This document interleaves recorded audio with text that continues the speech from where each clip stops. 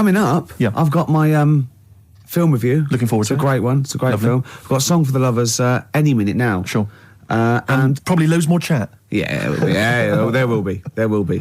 PJ Harvey, This Is Love, XFM 104.9. It's Ricky Gervais show, isn't it? With Steve Merchant. Yeah, but you're going to keep quiet now, Steve, because I've got to do my world-famous film review. Looking forward to it. Yeah. I know you criticise it, because I say I do sort of like films that aren't on, current release, or that I sort of just do the plot, or, but, I think have you taken that criticism on board? I have. Good. This week's Ricky Gervais film review is Jungle Book. The Jungle Book? Yeah. That was made in, what, 1968? I don't know, but listen, shut up, right? It's a good review, right? Right, for people who either have heard it or haven't, you might learn something. Sure. Because it's sort of my take on it. Has the review begun yet, or...? No, it's good from now, yeah? Okay, Go. Right, the little kid, he's the jungle, right? But he knows the bear and the panther, they're good friends. But it's dangerous because you've got to watch out the tiger and the snake. Well, now, the reason is, they don't mind him, but he's human and he can make fire, they can't. That's why he's sort of in demand, even though they've conquered the power of speech, they can't make fire. And then the orangutan gets him. Now, he's in trouble. But the bear puts coconuts on and makes himself look like it, then they fall off. They've got to get away. But then he meets a girl and then they're not, Okay. Do you write these yourself? Yeah. Or you don't get a professional to do it? Right. Oh, no. Okay. And what would you give that one out of 5? It's 9. That's a 9 out of 5. Strong review there. A strong film then for you. One again. And you'd recommend that for friends and family? Yeah. Okay. Just on video or DVD or in the cinema. Okay, good. All right. And the film again was? Jungle Book. Jungle Book. Jolly good. All right, thanks very much for that. Well, now it's time for a song for the lovers. This is the Smiths, and Last Night I Dreamt That Somebody Loved Me. Good. Okay, cool. Yeah, lovely. I forgot. Go on. The elephants. Oh, well, that's going to ruin it for everyone. They won't understand what you're talking about. Yeah. Smiths, lovely song. Last Night I Dreamt Somebody Loved Me. Beautiful. Song for the lovers there on XFM 104.9. Can't believe I forgot the elephants. That was a key element of the review. Really? Yeah.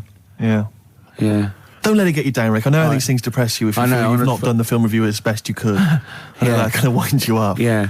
You stew about it. Steve, it's time for my world-famous film review. People love it. Yeah. How can I just ask, before you crack on with the film review, I notice you often do films that people have already seen. Well, you see, that's what I mean. That's why I think your film review failed, because people didn't know what film you were talking about. They hadn't seen it. Yes. See, there was mine. I picked ones they've seen. Sure. That a lot of people would say that the benefit of a film review was the fact that they hadn't seen it yet, so they were going to make up their mind based on that review. I don't know who'd say that. I prefer Ricky's. Okay. See? All right, Carl. See, there you are again, being nasty to me. No, he's got a choice. All right, anyway, so my point is that how would you hope people would use your reviews? Right? However they want, really. Okay. So... would you hope that they'd maybe seen the film but they hadn't yet made up their mind? Whether they liked it or not. They liked it well, this is up to them. This is, this is for everyone. It's easy. So if someone because I think, you did, one of your most famous ones, I think, was one for The Cuckoo's Nest. Yeah. Now that came out, I think, in 1975. Yeah. So maybe some people saw it in 1975, haven't yet made up their mind as to what they thought of it. Yeah, now this put them straight and what to look for next time, maybe. Okay. Now, ready? Ricky Gervais film review. Sure. Review. Right? Chosen Rain Man. Rain Man, okay. Now, this has been on TV quite a few times, and it was a multiple Oscar winner. Exactly. Okay. So, right. Rain Man, it's got Tom Cruise in it, and he's all right, he's normal, but he finds out he's got a brother who's a bit mad. Dustin Hoffman is doing it, right? And it's meant to be. He's all weird, but he's meant to be, so it's good acting. Now, he needs to keep his brother, but they don't want him to have a brother, and... he doesn't remember a lot, but he dropped him in the bath and burnt him when he was little, clumsy idiot. But then he finds out he can make a bit of money, so they get the same suits, and they go bet 2 for good, because he's got special powers. So he can know what the roulette. He wins that, and he drops some toothpicks. He knows how many there are. And he recognises the waitress just through the book. He's got all his football cards. Don't put them out of order. Don't go in the telephone box with him, he smells. And get him back in time for Jeopardy or watch it. Anyway, then they slap his head and get worried. Qantas don't crash. So he's got... all that, and in the end he doesn't, I don't think, but at least they've met each other. Yeah. Of course, Rain Man, a film about autism, which is strangely appropriate, I think, when you're reviewing it. Anyway. What would you give it out of 10? Oh, 9. Okay. Thanks very much for that. Were you useful? Yeah? Have you seen the film before? No, I will now. Okay, jolly good. Well, excellent. Muse on XFM 104.9. It's a Gervais show, isn't it? With Steve Merchant. Yeah, we're all here. Lads. I can't wait. I can't believe it. We've got some great stuff coming up, Steve. What have we got planned? I'm being honest. Go on. There's some great tunes. Yeah. We've got, there's too many to mention. Don't mention them. Well, there's about 20 actually. Is there? We could mention them. Looking forward to them. I've got a brand new feature as well. You know, I do a film review. Loving it. And, we do Run for the Covers and Song for the Lovers and got a new feature. Go on. That film sounds good. Right. It's not the film review. It's a track from a film. That's brilliant, Rick. Yeah. That's absolutely That film sounds good. Yeah. Something like that. People will be desperate to look forward to that. And there'd just be some chat as well. There'll just be some nattering. Oh, yeah. Bobby Womack across 110th Street. It's great, isn't it? That's a lovely feature. And that's the first feature. Oh, that film sounds good. Brilliant. Yeah. Brilliant, yeah. I'm thinking of actually bringing out maybe a compilation of I'd love to hear it. Song for the Lovers. What sort of things can we hear? Can we expect in the future? Because I know you're a big fan. This is brilliant. He bought the soundtrack to the film Braveheart, which is just kind of let me just explain. Which is just kind of big orchestrated numbers, right? James Horner. As far as he's concerned, that's classical music. He's got a classical music CD in his collection. It's the music from Braveheart.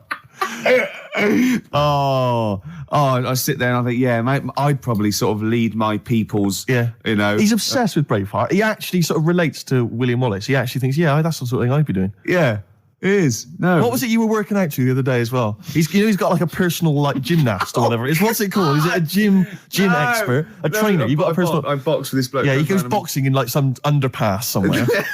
Right, every day, every single day, he goes boxing, right? But and what was it you were training? What did you tell me you were training to this week? God. What music did you have on? Oh my God. I have actually, now I never did, but I have actually gone red, haven't I? Yes. Right. It's very hard to embarrass I was working out and training and boxing. Oh my God. You're going to have to play a record after this. To the Rocky soundtrack. To the Rocky soundtrack. He's bought, a CD which has got the best music from all of them. Now, was it Eye of the Tiger or was it... It starts up with Eye of the Tiger, then it goes, Hearts on Fire. That's me sort of red on fire. Then it goes, dun dun dun dun dun dun dun. Does any of your training with your trainer, does it ever involve you running through snow with a log chained to your back? Yeah. Like in Rocky IV? I often have to help Russian peasants because their cart horse is like falling over, but I lift it up. Whereas the other fella, he's training in a posh gym having injections. I'm not. I'm just like breaking rocks and punching dead cows. Where'd you get that from? It's handy, wasn't it? Put it on. What is it? That's the... He can't hear because put your headphones on. Why was it? You'll love it. You'll love it. Yeah. That's magnificent. Yeah. That's now Ricky Gervais's theme tune. Yeah. Every time we start the show, we should just start with that. Win, Ricky, win. Well, it's time for the... Well, I think people wait for this now. I never knew, really, since I was doing the show, that I actually had a bit of a knack for film reviews. Right. Do you know what I mean? Yeah. Because I discovered talent. Yeah. I mean, I'll probably be asked soon by Brian Norman or Jonathan Ross to do something on that sort of thing, or maybe my own film. So I don't know. TV or... The clock's ticking. It's only a matter of time. Yeah. Okay. This week I've chosen... well, wait a minute. Let's play the jingle. Okay. The film review and that. Brilliant. Yeah, Ricky Gervais. Yeah. Okay, here we go. This week I've chosen My Left Foot. Right. Okay. Now, My Left Foot is a film about a bloke called Daniel Day-Lewis, who's all mental except for his left foot, right? And he has arguments. I can't remember. He has arguments with his dad, so I wasn't watching it properly.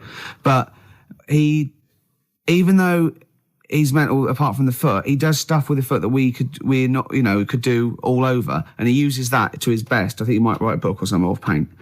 And the moral of this story is, even if you've only got a foot that works, you can still win prizes because it won the Oscar. Okay. Am I right in saying that you're bringing a book out of these collected, maybe for the Christmas market? I think I might. Yeah. I see there's great obvious market films there. reviewed, sort of, with it's a different outlook on it, isn't it? A different approach. I don't just sort of like stray. Well, I'll tell you what, it's an approach that doesn't really use grammar, which you don't see that often in film reviews. But no, once again, what would you give it out of 10? I didn't really concentrate. I can't remember a lot about it, but it won an Oscar. So I think it won an Oscar or something. So 9. Okay, jolly good. Well, that was My Left Foot, which is probably available on sell-through video, maybe in a bargain bin, $5.99, probably on TV this Christmas. That's to be confirmed. Eels, fresh feeding on XFM 104. I was going well, isn't it? I'm enjoying it, yeah. 20 minutes to go. I think, more of an up show. We've made some great hits and great songs, haven't we? We've got some great features. A new feature. That film sounds good. Looking forward to that. That'll run week. and run. Yep. A song for if there are any record companies out there that want to put out a compilation of my songs for lovers, yeah. That's good. Anyone who wants me to do a film, any film you want. Yeah, reviewed. Yeah, reviewed, yeah. I would finish the sentence. Yeah, no, ideally. Because it was anyone who wants me to do a film. Well, of course, being a top actor, you'd have probably appeared in a film. Sure. Okay, yeah. And that... Jolly good. Yeah. Okay. Well, apart from the great music we've got lined up, Steve, we've got obviously our regular features. Sure. We've got my classic film review. Always looking forward to that. That's already getting a little bit of, attention. From who? Wow, just various people. Go on, name some. Well, I can't name them. What, by name or just... Yeah. Oh, God, what's that one? Oh, Scorsese. Right. You wanted me to talk about it? It's one of those films. Okay, good. Yeah. You going to talk about one of his today? Yeah. No. No. What we've got lined up? Spielberg.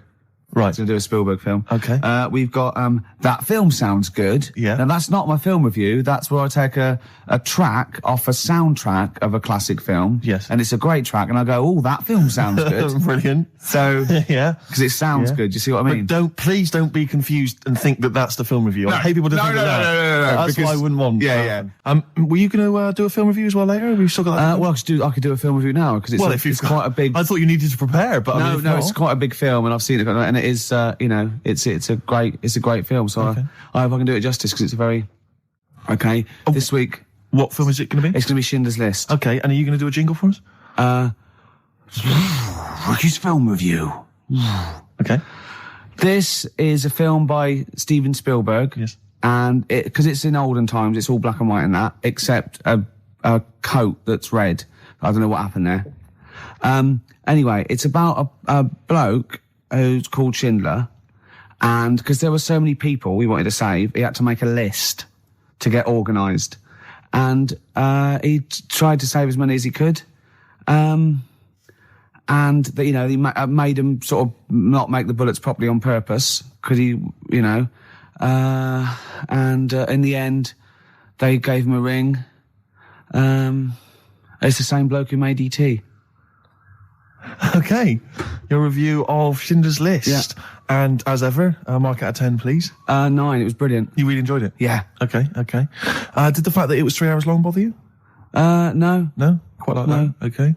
Watched some of it on fast forward. Okay. Carl, have you seen Schindler's List? No, I'm surprised they managed to get all that in 3 hours. Amazing, isn't it? Would that encourage you to see the film? Definitely. Yeah. Okay, what would you give it a mark out of 10? 9. You'd give it 9 as well? Okay, I'll tell you, that red coat effect thing you're going on about. That's sold it. You like that? Yeah. Well, that was just a mistake, apparently. Apparently, yeah. Probably just couldn't get all the colour out of it.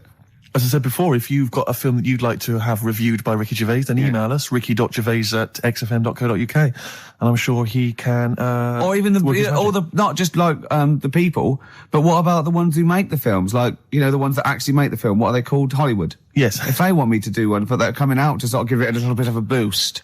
You saw me give away the tickets. That was selling. Yeah. So, we can sell your product and we make it look like it's all editorial, but really, if there's a little bit of money involved, I can probably give it a 9 out of 10 instead of 4 or something.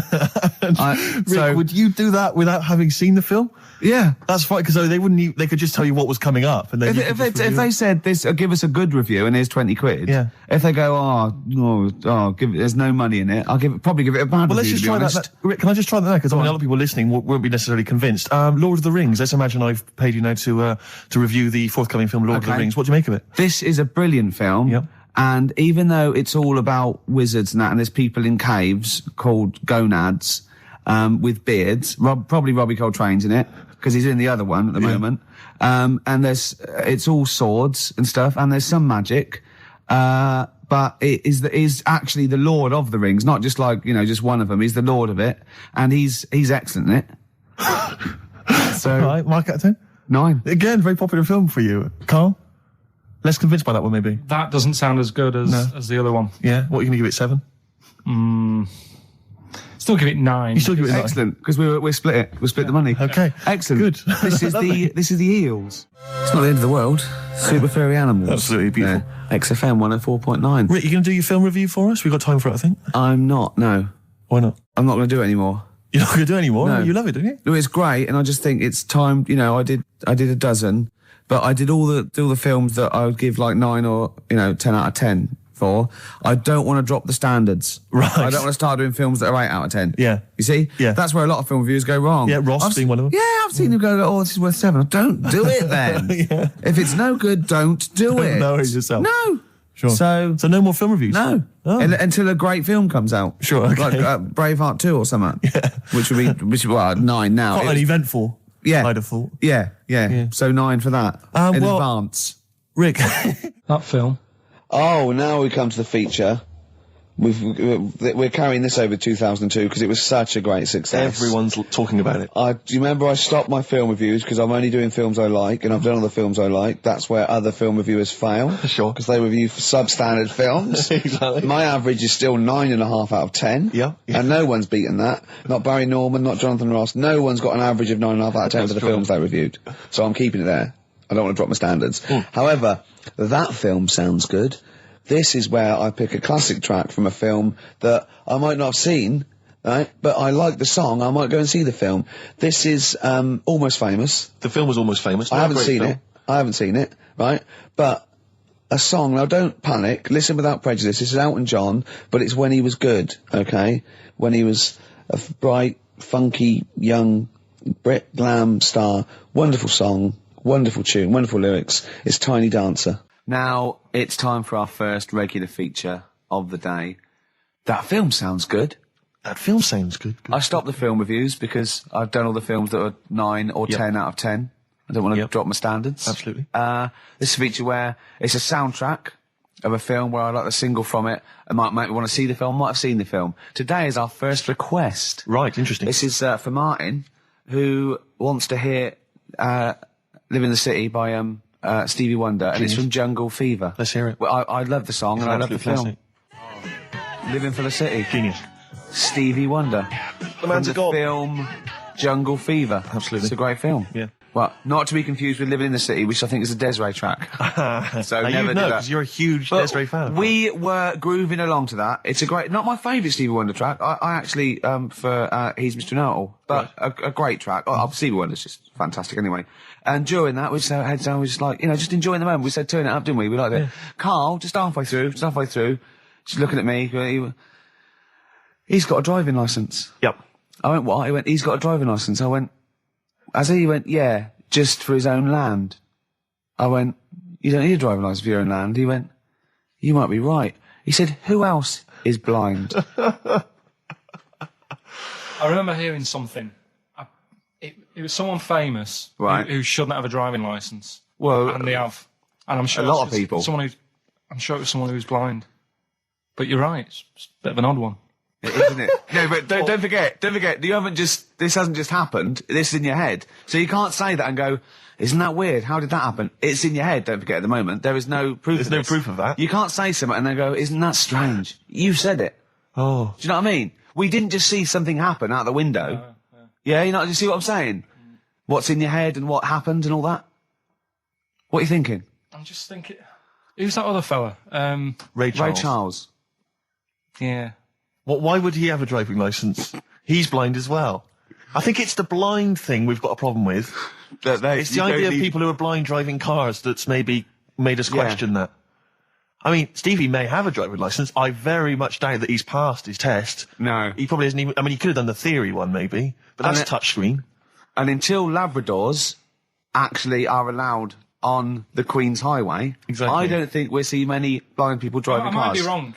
You might be, mightn't you? Oh, we hadn't thought of that. Yeah. Oh, yes, you might be wrong. Could well be Well, wrong. there's a start. I fancy a bit of Ed Hardcore about now. Well, Rick, you've embarrassed yourself because his name's Harcourt. Yeah. Yeah. Just play the song, Carl.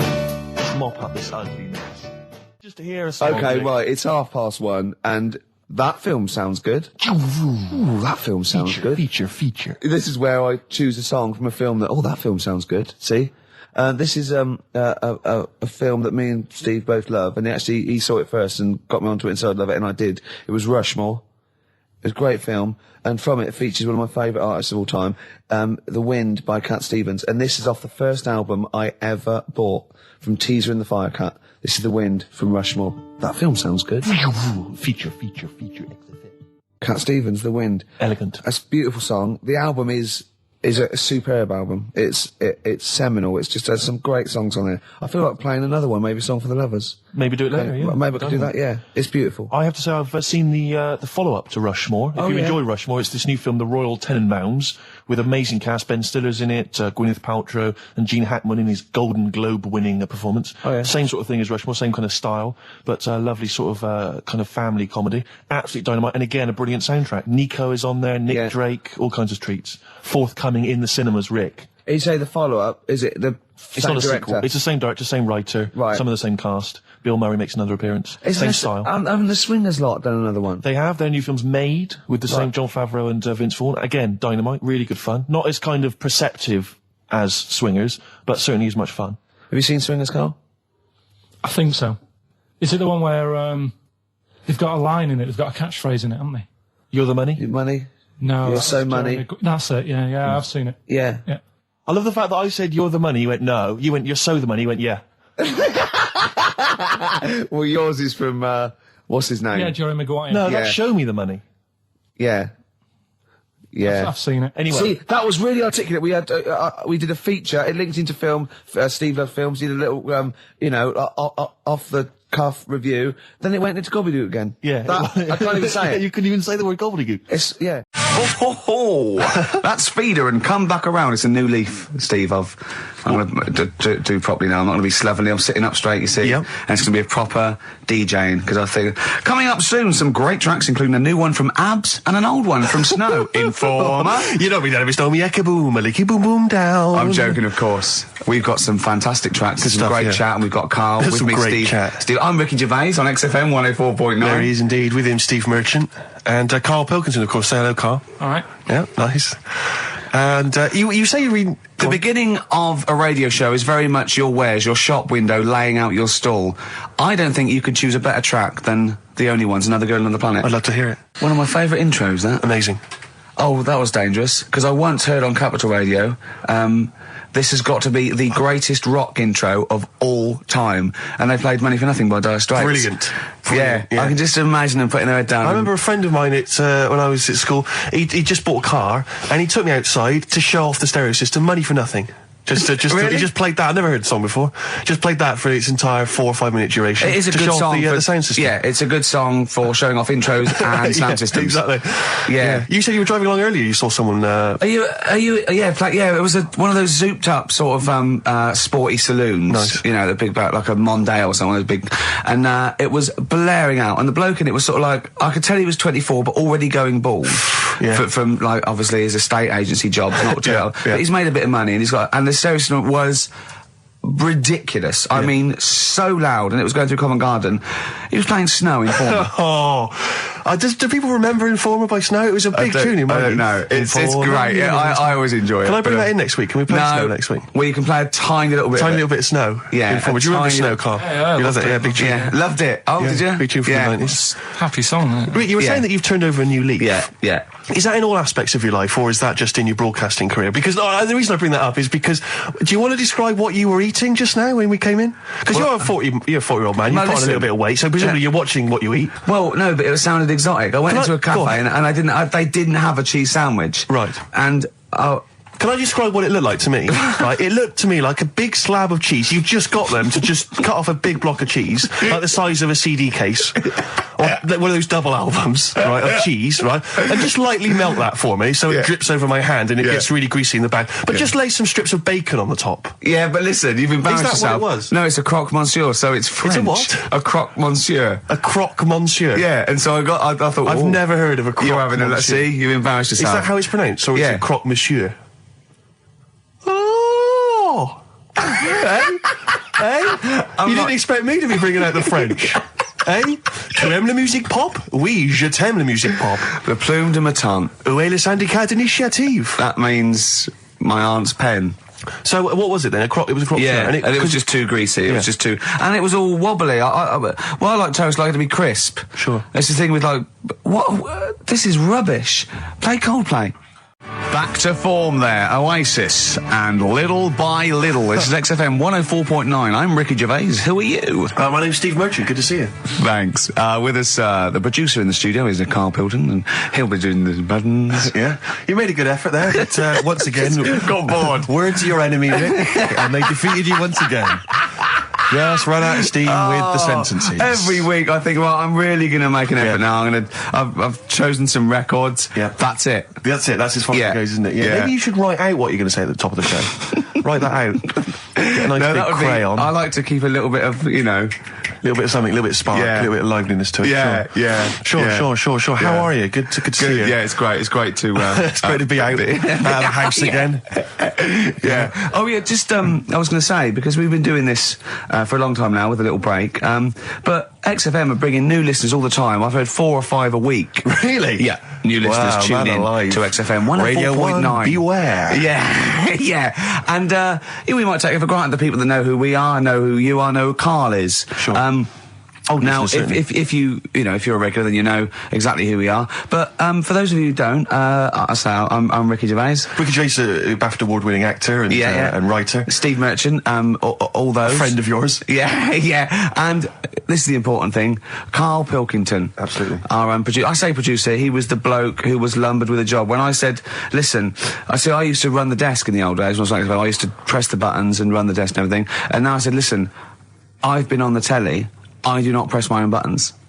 And Karl said, well, I don't really work weekends. And they went, well, you do if you want to keep your job. Absolutely. And we were lumbered with him. And then we discovered that he's not just a little dork, a little manky sort of idiot. Sure. He's got nice shirt. He's got, you know what I mean? He's got something else. Absolutely. He's got He brings another dimension, yeah. Yeah. And, he started having a little chat and we discovered that he had quite a lot to say. Well, I think you're absolutely right. And I think, I was wondering we should maybe play another tune, but after that, I just think we should re-familiarise our radio audience with Karl, and any new listeners, just somehow gonna let them get to know the real Karl again. Well, if you are new, you'll find that we like some old songs, some new songs, some chit-chat. We get serious sometimes, there's some tears and some laughter. Yeah. We kicked off with Oasis' new one, Little by Little. We're gonna go back in time now to Iggy Pop and his Stooges with I'm Bored.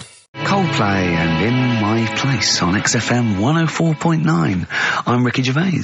With me, Steve Merchant. Hello Steve, there. Lovely to be here. Yeah. Karl Pilkington there, pressing the buttons. Great to be here. Yeah. How long can you maintain it? I'm bored already. Yeah, already bored of doing Bored already. Every week you start it the same way. Yeah. That was not bad though. You actually grammatically made sense, which is really impressive. Yeah. Thanks very much. A rare treat indeed from Ricky Gervais. Some of the listeners have already worked out. Got nothing to say at all. Sure. Haven't prepared again. No. We did come in half hour early to prepare, but instead me and Karl were playing. You had to flick the football into the bin. Right. We had 5 goes each, or the world was going to end. Okay. And that took up. That took up a good 25 minutes. Yeah, I liked it when we came back, and then we started just trying to beat each other in the corridor, and I beat him. I scored a goal. He was gutted because he thought he fancied himself at football, and I beat him. And I was knackered and sweating. Yeah. As I walked back to you about 5 minutes ago, you were looking at the records. You went, and this was lovely, you went...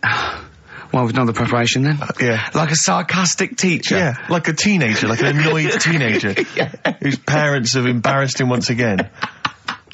And you beat Karl, did you? Yeah. Because you're not... Yeah. I mean, you're not particularly... I'm not good at football, Well, you're not particularly nimble on your feet. Oh, come on. No, you're not. Douglas Bader is more nimble. I'm all right. I'm all right. But Karl's sort of... I think he's got more skills than me, but he hasn't got the aggression and the weight. Yeah. So I just pushed him aside. Yeah, good work. Yeah. Good work. I'm going on holiday. Are you? Yeah, I'm not here next week. What are you going to do, Karl? Are you going to do the best of or something next week, aren't you? Yeah, that's what we've got to sort out. Well, I can't sort it out. I've got to go to the airport. No, straight after the show you've got to do some links. No, I'm not doing any links. I said I wasn't, so... That's what we planned. No, we didn't. I said I'd do some during the show, and then I thought you were joking. I honestly can't do it today, so we do some during the show. What are you going to do? Just put the shows that we've done in this year? Sorry, guys. I hate to interrupt. This is the sort of stuff we should have been discussing when you were playing football. I know. Play record. What are you going to play? Let's have a bit of Foo Fighters. Okay. Let's just discuss this off there. Okay. 104.9 XFM. You alright? This is Karl. producer of Ricky Gervais and Steve Merchant. They're not about today. Ricky's on holiday. Steve couldn't be bothered. So I'm left here with all the DATs. That's a digital audio tape of all the shows they've done since they've been here over the last, I don't know, year and a half or something. So we'll play you some of the best bits. All right, so here's the first bit. I just wish we could maybe tape the bits we're not on air, just because that's when Karl comes into his own. Yeah. He just said to me, I don't know what I was doing, I was sort of like pottering around, dancing around, doing something annoying probably, and he just looked at me, and he was looking at me, and I looked back, and he went, have you ever used a Y-front properly? Genius. It's a great question, because the answer is definitely no. Definitely no. Does anyone use their Y-front properly? And by that, I mean, get your winky out of the little sort of slot provided, as opposed to like put it to one side or pull them down or whatever. Has anyone used a Y-front properly? I don't think I've ever done it. I don't think I've ever done it. I've never seen anyone in a toilet doing it, Rick. You should be looking. I wish I hadn't said that. I caught you. Really? Yeah. That's actually how you prove people are gay. Yeah. Get them into this conversation. Yeah. It's a trap. Yeah, it's a trap. It was the trap. Yeah. I'm not gay, by the way. Yeah. You didn't prove I was gay. I double bluffed you. Yeah. As I knew the old gay trick. I thought it was the old gay lord say no thing. That is another method. Yeah, there's innumerable methods of doing it. That's how Oscar Wilde was caught. Yeah. Yeah. What happened there? Well, the judge went to him, did you see that film last night? Gay Lord Say No, and he went, no, and they went, take him away. Yeah.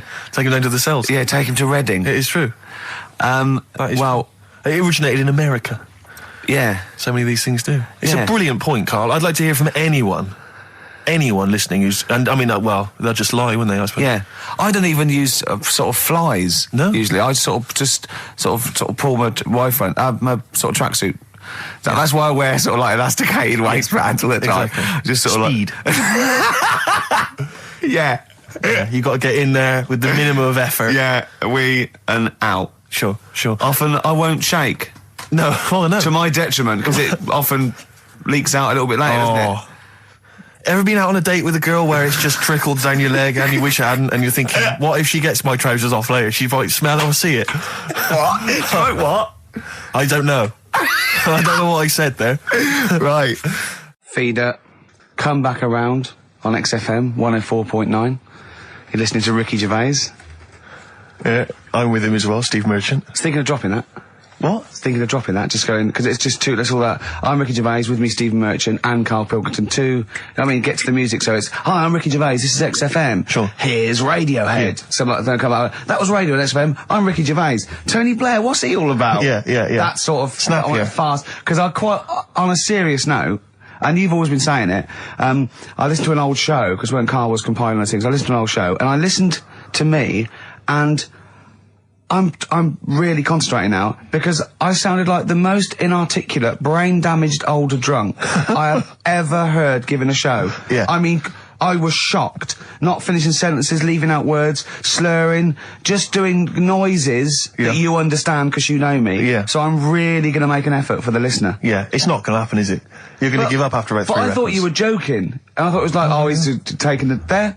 Did it then, you see? Again, I don't quite know what that sentence meant. No, but... Well, of course, I've got also your body language and your facial gestures, but obviously the listeners have got nothing else. They've just got the voice. They've just got the voice for it. That's all they've got. That's all they can rely on. Yeah. And when Karl Pilkington is the man holding the show together... When he's the that's most quite damning. articulate. Exactly. Exactly. How did I come across? You came across as lovely. I mean, I did an interview yesterday, right? And I was trying to describe you to this journalist, and I was going, it's like a cat can talk. Because the things you say, I just want to know what your world is. You know, when a cat comes in, you go, where have you been? And it looks as you're like, you know, it can nearly understand you. And you're like, oh, I wonder, I'd love to know what that cat thinks. And with you, it's almost like we've got one. Yeah. Yeah. Did you like that? You can also lick your own testicles, I think, can't you? So, yeah. Did you play the doves? And Envy on XFM 104.9. I'm Ricky Gervais, with me Steve Merchant. Absolutely, yeah, hello. That clang you heard there isn't Karl. No. Karl's away. It's Sturgis. Claire Sturgis is here. Yeah. You'll know her from the Claire Sturgis show, but we know her from our early days on XFM, and, you know, we're good friends. It's sort of like old times, isn't it? And Karl has had a little surprise birthday present. What's the story with this, Claire? Because I don't know about this. Do you know, I came in on Monday expecting to see his little smiley face, as usual, and it's always not here. What do you mean? So apparently his girlfriend had surprised him and dragged him off to the Caribbean for a week. Wow. No, Canaries, isn't it? Oh, I mean, I don't know. He likes the Caribbean. He likes the crabs. Yes. Yeah. I thought he was bored of the Caribbean. I thought he didn't enjoy it last time. No, he loved it, didn't he? No, I don't think he did enjoy the it's crabs. Tunisia he didn't like. Right. He's been travelling, hasn't he? I know, yeah. He gets about. He didn't like Tunisia because there's flies the size of matchboxes. Of course. And, and midgets in the kitchen. No, there's nothing wrong with that. Yeah. Midges or midgets? Midgets, he said. Right. It was midgets. He wasn't saying anything bad. He said that there were lots of midgets in there. Lots of midgets in the kitchen. And I thought he'd gone away to some sort of, like, theme holiday. Yeah. But, no, this is, I think, Gran Canaria, or the Canaries, or whatever it's And called. how old is Karl? 30. Is he 30? Is 30 last week, I think, yeah. Oh, so it was actually a birthday present. Oh, Yeah, it's a big deal. Yeah. Okay, I just so, thought, but that's all right. So have you got a competition that you can regale us with, Claire? Because obviously Karl provides a lot on this show. Hold on. We could do White Van Claire. White Van Claire? Yeah. Are you familiar with this? We ask No. you questions, topical questions, just Okay. getting your opinion really on the week's news. Okay, yeah. It's on the If you spot. look forward to that. But you know I'm a little bit, A little bit simple? That's well, fine. just a little bit, What? I always sit on the fence. Oh, right. Well, don't You sit on the remember? fence. You see, This the is- worst thing there was she was saying I'm a little bit like, liberal or undecided, and you went simple. Yeah. You Well, assumed. I didn't know. I thought I'm a little bit, coked up? I don't know. Who knows? It's Sturgis. Anything could be possible. But the other thing is with Karl, we didn't know how good value Karl was until we asked him sort of intelligent this is questions. true enough, yeah. Because he looks quite intelligent. Well, this doesn't is he? it. I mean, So the thing with you, Claire, is I don't discover- think we've probed you enough. We don't know what, your haven't views are on a lot probed of me things. enough, But we actually, don't know what Steve, your no. views are, This is what I'm saying. We don't know where you stand. I mean, don't sit on the fence. This is the new Claire Sturgis. Yeah. All right, we're Yeah, going to delve deep, dynamic. find a personality in there, Claire. Let's go back All to right? the old days. How about a bit of the Smiths? That was beautiful, Rick. Go on. Oh, you've been practicing Dates. Lovely. Richard Ashcroft. Check the meaning on XFM 104.9. We're back, Steve. It's Saturday. That's true enough. Steve Merchant, that is. Hello there. I'm Ricky Gervais, obviously. Hello there. Karl's still away. Claire Sturgis is back. That's Hello. absolutely true. Yeah. Hello there, Claire. Nice to see you. I think a lot of people were hoping that Karl will be back this week, but we're pleased to have you. No, they were actually. I did get some emails during the week. Really? Saying what? Just saying it's really nice to, hear you again on the Saturday afternoon. It's nice, and but you're not really very funny. And when's Karl coming back? So it's sort of being Sure nice it wasn't to to me. us. No, it was definitely Because they think that as well. directed to me. But no one can compete with Karl. They can't. Well, we used to sort of like come in and when we discovered Karl early on, we just thought this is comedy gold. Just let him speak his mind. But then we started thinking, we can't follow him now. Yeah. So I remember Steve going, look, we've got to come up with some We stuff. need to chat. If anything we've got to say to each other, we've got to say that in the first 20 minutes, and then you just unleash Karl. Yeah, And he's because like it's just you can't follow him, and he's off on one. And they have stories of upbringings with bizarre creatures that lived in Manchester that were half human, half bat and frog and things. I'd love to take him back to Manchester in some kind of TV documentary. When Karl went home. And just wander back, maybe try and find the amphibian twins or whatever those people were. They with weren't. the- So there was two boys, both had big heads and webbed feet. They weren't related. They didn't hang around with each other. That was all the information we had. I went, why not? He went, that would have been too obvious. Yeah. Like they look at each other across a room and go, you think I'm coming to see you just because we're a similar species? Yeah. You're mistaken, mate. You make your own friends. One starts to walk over, the other one shakes his head and just mouths too obvious. Yeah. Don't do it. Too obvious. Out of one of his mouths. Yeah, that's what they're expecting. Yeah. Don't do it. Don't do it, Webby. Yeah, but anyway, he'll be back shortly, I'm sure. He phoned me. His dad's ill. His dad's in hospital, so Karl went back to sort of look after his mum. And he was so sweet. He said, I'm back. I'll just drive my mum around. He said, so unbegrudgingly. He just went, it's like old times. And I said, sorry to hear that. And he went, that's all right, yeah. I think it's going to be fine. And I said, how was your holiday? He went, yeah, it was good. Except it were a nudist beach, didn't tell me. Of course it was. I went, what do you mean? He went, well, sitting on the... I don't know why they have to do it. I don't know why they have to do it. Why do they have to do it? He went, Suzanne said they think there's nothing wrong with it, like being a transvestite. Right? I went, I love the fact that your girlfriend has to tell you what's wrong and right in the world. And he went, well, we're walking along the beach, fella coming towards us with knob out. I went, what's going on here? Right? And he said, And he said, and because it wasn't all nude, he's walking round, he's stark naked, and he wants the freedom of that, but he's got a big rucksack on his back with his clothes on just to get changed. He went, so what's the point in that? Right? And I went, he should just carry the book. He went, what, and covered it up? When he went, oh yeah, good idea. See? He went, but I wasn't happy. He says, and that was the first day, so we didn't go there again. I can just imagine his little face. Yeah, just going, all right, gobsmacked. That's out, that's out. What's that doing out? Why has he got his out? I imagine Karl sort of dressed in a suit, in a sort of safari suit, done right up with a cravat. I'm not undressing. I don't want people seeing the flesh. That's for you, love, and no one else. But I love the fact that it's going, goes, Karl, they don't think there's anything wrong with it. They're just happy that way. and he in his own mind just goes, like being a transvestite. He knows there's nothing wrong with that. I'm always a little bit suspect about people who like walking around nude. I think you meant transvestite. No, nudists. What? Hold on. Can you be a naked transvestite? What are you then? Yeah, I suppose you're a... When Eddie Izzard's naked, is he a naked transvestite? That's an interesting metaphysical question. Yeah. Yeah. On XFM 104.9. If you know the answer to that metaphysical question, or indeed any of the famous ones, if a tree falls in a forest and no one hears it, has it fallen over? Any of those. Excellent. That's brilliant. Yeah, if you leave the room, Rick, does it get quieter? Yeah, what's the sound of one leg hopping? Exactly. What we got there, Claire? Do you want some music? Or I'd love to hear it. What you got? Yeah. I've got the Vines, actually. Oh, play it. Strokes. Someday. I'm already annoyed. I've been here 3 minutes and I'm already annoyed. Yeah. I'll bring back Claire, I'll tell you. No, it's not his fault. It's the whole place. The library's shite. I tried to get... Oh, God. I had to go to Capitol Library. Chill. Fancy that. I had to go to Capitol Library to get a couple of records I wanted. Right? Place is falling apart. The email's not working. It's so shoddy. He's had 2 weeks off. On holiday. I mean, they might as well bulldoze this, honestly, because for all the, It is ludicrous. And we get paid peanuts. You get paid, do you?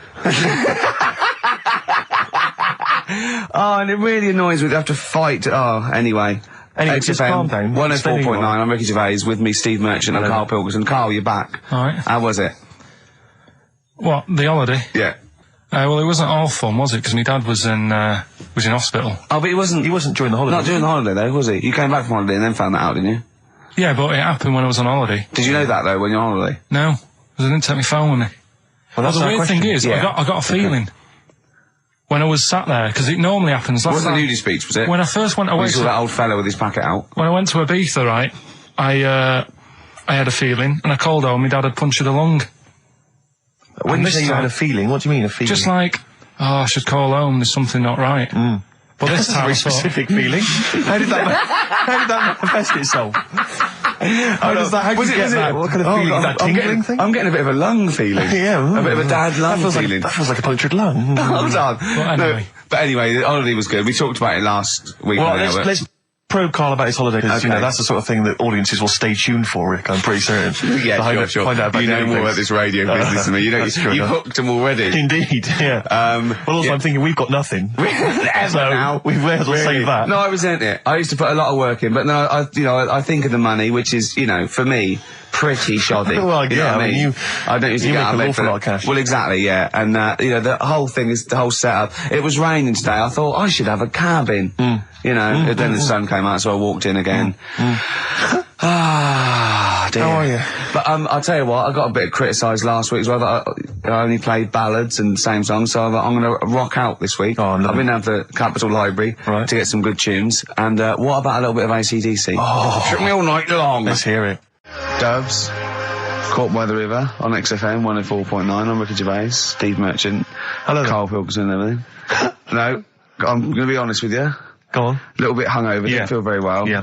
I don't know if I'm hungover or still a bit drunk, but I don't feel... You sound like you're still a bit drunk. Yeah, so what I'm worried about... You do every week, so... But what I'm worried about is that the standard will slip.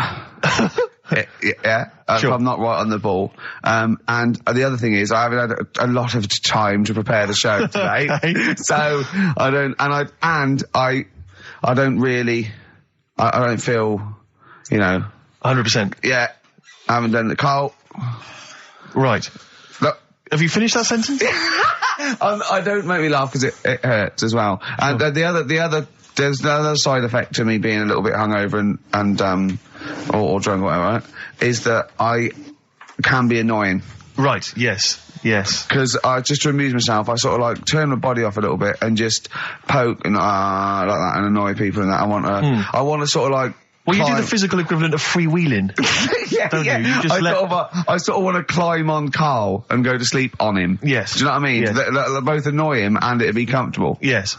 Which is, can be annoying. Just a little thing just to make this show a bit easier. If you'd put your hand up when you want one of us to speak, because I'm not quite sure when the sentences are finished. The hands are up. Okay, good. So, the hands are up. Okay. Good, alright. Okay. Are you gonna just keep them up the rest of the show, or? No, Karl, do what you, huh? Good, alright. Do you want to, is there an excuse as to why you're a bit hungover? Too much wine. Okay. Last night, yeah. Yeah, good. Thanks for that. Because this is the only work you've got to do all week, isn't it? It's like, unless I'm very much mistaken, you don't have to do anything. You just sit at home eating cheese. Yeah. Then occasionally you do a bit of sort of shadow boxing, and that's exercise. And then you sit and watch TV. Yeah. Is that roughly what you did this week? Yeah. So this is the only 2 hours you had to do anything for all week. This is you had to prepare for this. Yeah, but who can plan a hangover?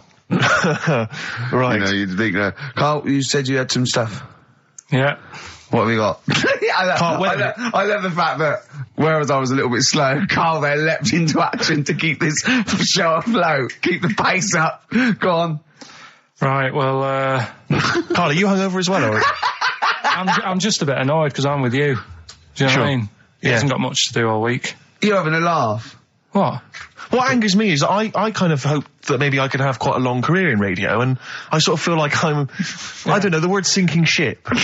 Those words spring to mind. But because it feels like, Karl, you're just a chancer anyway. You weren't even supposed to be on air, and we've made you into something of a household name, and that's cool. Household name. And Ricky's already a celebrity. He's got it stitched up. He's got corporates. He's got voiceover work. But I've got nothing. I'm running on empty. I'm not nothing. I've got nothing. I'm sort of dependent a bit on this. Yeah. Financially. And, go on then. What and you two are sort of bringing it down, really. Right. Do you reckon I can get my own show, Karl? Karl. Tell them what I did out there with a bid. No, Karl, tell them how funny I was out there with a bid and that a minute ago. So anyway, come on, I'm bored of this. I'll tell you what. will we tease them with what we've got coming up next? Yeah, Karl, tease us after the next record. I think we've already got them for 2 hours. Yeah, we've hooked them, Karl. Don't worry, this is textbook radio. What's this? Baby on board. Yeah. Doves, Caught by the River on XFM 104.9. I'm Ricky Gervais, with me Steve Merchant and Karl Pilkington, doing the button stuff. Actually becoming a little bit of a producer. Karl, he's put a bit of work in, hasn't he? He's come up with a few games, and we made him. He's getting a bit stressed when we shout at him because the mics don't work or it's hanging off. It was too hot in here. He couldn't get the thing working last week. I mean, I really would throw this studio away and get a real one. Yeah. Well, I'd get one of those ones you can buy for like tenner from Argos. Argos, yeah, like Bon Tempe. My first studio. my first with a little picture of Karl on it. Yeah. Exactly. That'd be great product placement. What have you got this week for us, Karl? Because again, we've put very little. I said I would put. I'm not hungover, but I've put nothing into it. Rick, have you done any work for this week's show? No. None whatsoever? No. Okay, Karl, what have you got? What have you got? Quick. Keep them. It's 5 past. They're turning over already. They're finding other things. There's melon stew. There's everything. Well, go on. We've got after the success of last week, Rockbusters. Okay. We're doing that again. Sorry, were you on the same show as us? I thought it went all right last week. Yeah. Okay. Good. Right, so we'll be doing that. Got some nice prizes, which. What prize? What other 3 films have you got? Have you got? Don't tell him yet. Don't. No, I'll tell you what. If it's Children of the Corn 2, then can I enter this competition? There you go. What is that? He's got some different prizes. Maybe I should just tease the audience with those a bit later, Rick, because there's some exciting stuff there. It's going to be amazing. Yeah. Right, so I don't want to give too much away, Rick, but one of them is a copy of The Office on DVD. Is anything like maybe Burt Reynolds' straight-to-video film? Are there any of those in there? Sadly, nothing quite as classy. Fist. Yeah. Right. So we've got that lot to give away. Yeah. We've got Go on. educating Ricky. Well, teachers because you taught me that people used to eat tomatoes off lead plates in the land of Narnia last week, which was good. Yeah. No, is it only tomatoes they ate off the lead plates, by the way? Why didn't they think other fruits and vegetables were poisonous? No, it wasn't. It was because tomatoes had acid in them. That was the problem. You see, you don't listen, right? Well, lots of fruits have acid in them. Yeah, but they didn't eat them back then. they didn't have bloody kiwi fruit and stuff. Don't did say back then. bloody. You're a producer. I start saying shit and cock and stuff. You start saying bloody tits. Play the.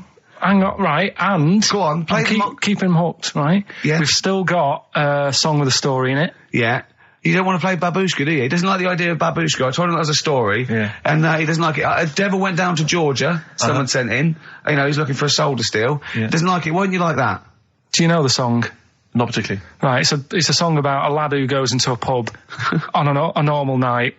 And it's in sort of the deep south of America, New Orleans, something like that. It's, you know, it's not the old Kent Road. Right, okay. Go on. Goes into a pub, there's a devil in there, who's getting a bit cocky, he's had a bit to drink, and he's saying, do you want to sort of gamble your soul away with me, and we'll see who's best at playing the violin. Yeah. And I think the lad wins in the end, but it's not real enough. Whereas the one... What? Not like the Shadow that got fed up and started pushing kids off bikes? Rick, I think you're referring to stuff that no one made sense of last week. Yeah, exactly. I don't think we should refer to last week. Let's play Mock Turtles, Can You Dig It? And then we'll come back and we'll talk about that. I've come to the conclusion, Rick, we should never refer to stuff Carl said in the past, because it would just take too long to explain. Okay, alright, that's fair enough. Foo Fighters. All my life on XFM 104.9, I'm Ricky Gervais, with me Steve Merchant, and of course Karl Pilkington. Ooh, have we got a show for you today? What have we got planned? Loads of stuff, and 2 hours of it. Right. And all the records. Specifically, what sort of stuff have you planned for us? Because I know you've been working hard. What have you done? Well, you know, I've been busy this week. I've been house hunting, I've various things, but I know you've had the whole week off. Right. So what have you been up to? Go on, Karl, tell them what we've got. Tell them what we've planned, all the stuff you've done. What have you got? But Rick, specifically, what have you come up with? Quick, because people are getting bored. Tell us what I've come up with the music. Right. Obviously, we've already planned that. We planned that last week, so that's all done. But what have you yourself contributed to today's show? I got a text message today from Ross Noble. You know Ross Noble, the comedian. It was on. Have I got news for you? Right. He says, ask Karl if he woke up with ladies' boobs, would he just put a dress on and live as a lady? Or will he just be a man, but with these boobs? Carl, it's a good question. I know that happened to Ross, so he's throwing that one out at you. It did in a way, because he ate pizzas for a year, didn't he? Yes, he did, yeah. And he got a lovely pair of breasts. Yeah. Go on. Probably just find a loose-fitting jumper, go to the doctor's. What would you say to the doctor? How would you explain this phenomenon to the doctor? So you'd be happy with this because you believe in shite, like no. Go on. But it can happen because I told you a couple of weeks ago how that can happen. You can wake up with breasts if you're a fella. I told you. Go on. Haven't you remembered? No, it's funny that, isn't it? Go on. Have you, Steve? No, I don't remember this. Did you tell us on air? Yeah. It can happen if you go to Argentina and have a steak. You can wake up with breasts. Because I'm sure I'd have remembered that. Pull the other one. Look, he likes that. Is that what you've come up with this week? That joke? Yeah. Brilliant. Play a record. It's going to be a dynamite show. Listen, look, I'm going to play some classic tunes today. I'm going to educate the youngsters, Steve. Right, now, you've all heard of Lou Reed, you've all heard of Velvet Underground, but, you know, have you heard of Venus in Furs, Karl? Shiny, shiny, shiny boots of leather. Oh, and the very hot chilies there. Oh, yeah, indeed. The Zephyr song, Red Hot Chili Peppers on XFM 104.9. I'm Ricky Gervais, with me Stephen Merchant. Hello there. Over there, little Karl Pilkington. Indeed. See the write-up in Heat this week? No, is it good stuff? Basically Karl's show. Yes. Which is fair enough. No, I mean, he's the only one doing any work. I know. He's the only one contributing. We thought no one had noticed. but Heat were on it straight away. Yeah. They picked out, I read it to him over the phone. It said, 2 hours of, black music and everything, right? Karl Pilkington, he does Educating Ricky, where a strand where he educates Ricky, and Rockbusters, which is loosely based on Blockbusters. It says, you know, basically you'll be tuning in for that. And I read that to Karl and he went, oh. And I was going to drop it. You weren't, were you, Karl? So he believed the hype. Yeah, I think you've got to, I mean, it's like... You've got to mix it up, is what you're saying. A Keep it lot of fresh. people are saying to you at the moment, are you going to do another series of The Office? It's kind of like that. I've got to decide whether it's right to move on with it or do something different. Is it dead in the water? Yeah. So what's your decision? I mean, maybe, are you... We'll probably keep it for this week. Sure. And see how it goes. Okay. You got anything else on the back burner? Any other ideas? Nothing. You're I'm still sort of. Do you know I came up with a load of game. Well, I remember there was one that was based on fast food. It was, the rice is right. The rice is right. Now, just run the rules past me again. We had to identify whether it was a Chinese meal, rice or steamed rice. Well, either basically, it was a Chinese restaurant or an Indian restaurant. But is it true that you played this at home with your girlfriend and it was clear you could always tell which was which? Because one had an Indian sounding name and the other was Chinese sounding. No, it did work once. I managed to pick some sort of duck dish that sounded a bit Indian. Right. But then it wasn't Bombay duck, was it? Which is actually a piece of fish. You don't know. He wouldn't let me put, that whipped cream in the fridge. I saw that. I thought that's fun. Yeah, he wouldn't let me put it on. He was shaming phone. Oh. Yeah, but every week we have this. Do you know the other week, Steve? I didn't tell you this, right? He comes in straight away. I'm trying to talk about sorting the show out. What we're going to do? How we're going to keep it good for 2 hours and that. Grabs a pen. He says, "Let me draw 666 on your head." Because you can see the scalp. Seriously. I said, don't do that. He goes, all right, then how about we meet halfway, put 333. Every week it's the same thing. But I quite like the cream. Did you get any cream on him at all? No. Is it the spray cream in a chicken? Yeah, he said no. Carl, can I just make some, just spray on some glasses? Just some round glasses on your face. Father Christmas! Hello. It's nearly Christmas, hello! Come on, it is Ricky Gervais' show. Yeah, should we play a record and then come back to this mayhem? This crazy mayhem? Yeah. Foo Fighters. All My Life on XFM 104.9. I'm Ricky Gervais, with me Steve Merchant and Karl Pilkington. Indeed. Genius Karl Pilkington, as Heat magazine said. Really? Is that what he's referred to now? Yeah, huh? Yeah. Genius. Saying about people tune in just to hear his games, such as Educating Ricky. Have you got some Educating Ricky for me? Got some education. I need some education, Karl. I desperately need some education. I want to learn about Chinese kids that are born hairier than average. I want to hear about deaf girls that can hear after their mum hits their head against a wall. These are the things I need to know. I mean, I don't wish to be disrespectful. He doesn't look like a genius. He doesn't look like a genius. But then I don't know what a genius looks like. Exactly. So, Steve. I don't want to be an look at Einstein. Yeah. Yeah. His mum thought he was mental as a child. Where'd you get that information from? That was in the Einstein book. Well, it was in the Einstein book, then it's presumably true. Which Einstein book is that? Theory of Relativity? The big book of Einstein stuff. Oh, yeah. Yeah, the big bumper book of Einstein stuff. It's for a coach trip, and you have to fill in E equals MC1 squared, 2 fish, or 3 hello, and then it's multiple choice, and you fill it. It's great. Did his mum think, A, he was a genius, B, mental? Most people go for A, but it is in fact B. She thought he was mental at the age of 28. Oh, Karl, you never let me down. You never let me down.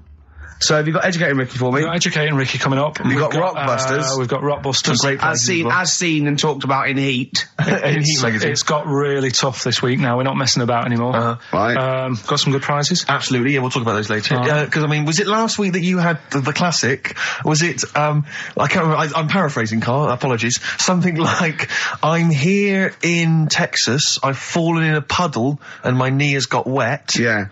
Whitney Houston. Yeah. And also, it was last week when there was a little bit of confusion over the one for Holly Valance.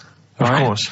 I don't think it was confusion. I think it was your error. No, it wasn't. And it was Holy Valance, and you meant Pelmet. Then Becky, who called up that time and said, if you're getting mistaken with Pelmet, right, she sent me an email in a week saying, I've done a bit of research. Yeah. It was my fault. I've made an error. Yeah. It is a Valance. Okay. And I know about Valances, as I told you last week, at the very end, my auntie loves them. Yeah. Right? She makes them. She started off just like putting them on top of the sort of window around the curtain. And then she thought, I can do more with this. Yeah. And she had a little coffee table that had magazines underneath. And she said, I'm sick of seeing them magazines when I'm sat down. She sounds like a Pilkington. So...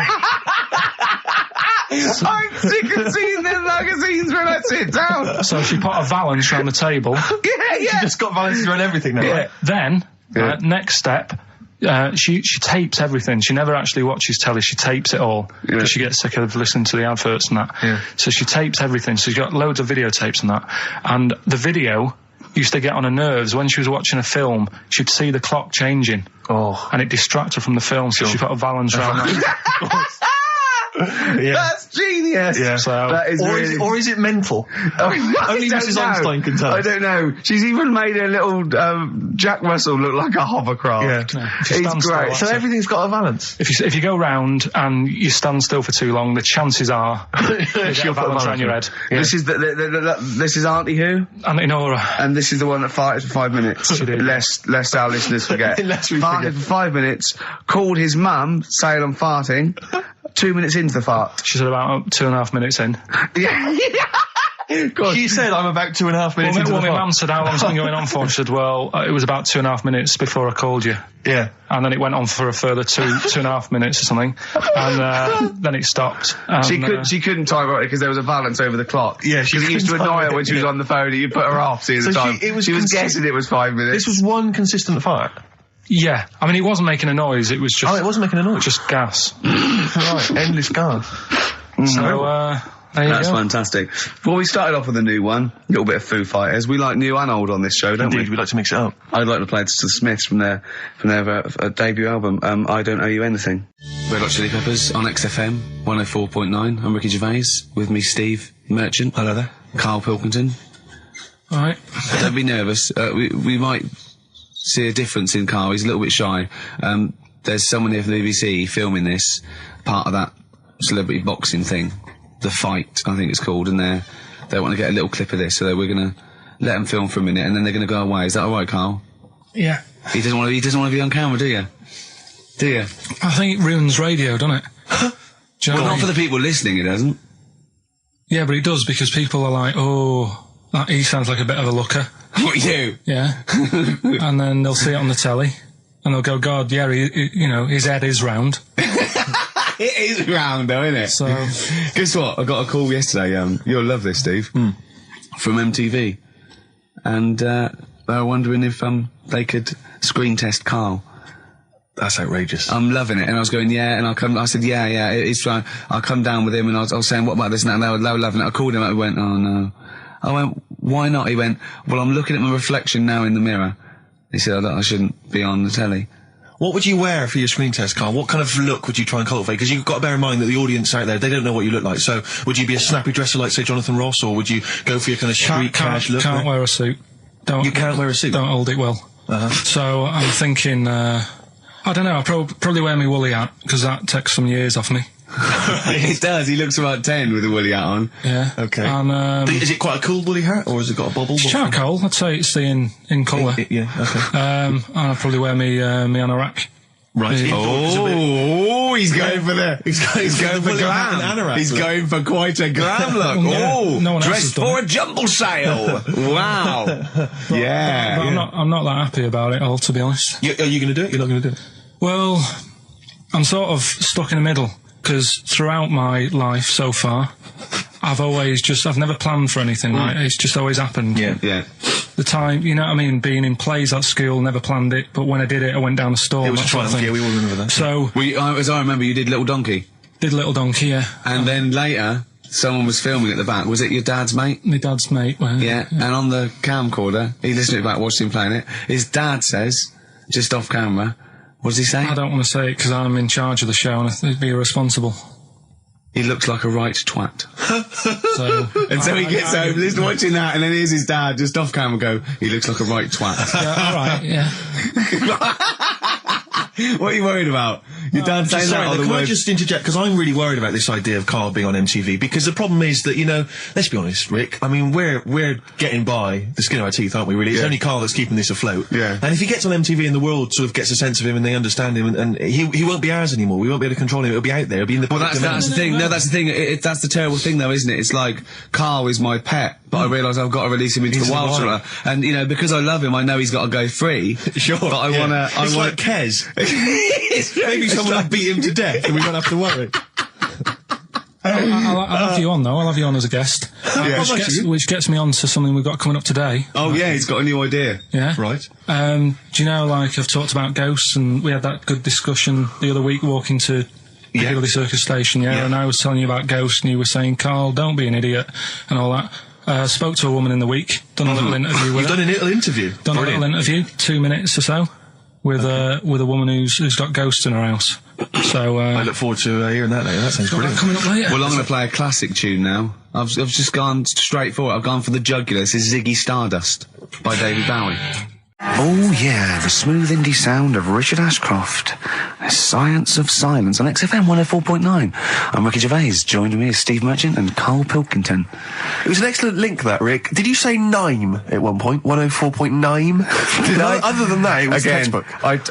Yeah, a desperate attempt at being articulate. Sure. But let myself down. With your See, this is the good thing about the boxing thing, because there's no chance of me, slurring the words. No, I already slurred my words. Yeah, so no one, any damage will be totally fine. Yeah. Oh, the doctor's rushing in. I think there might be some kind of concussion. James just going, no, that's just the way he talks normally.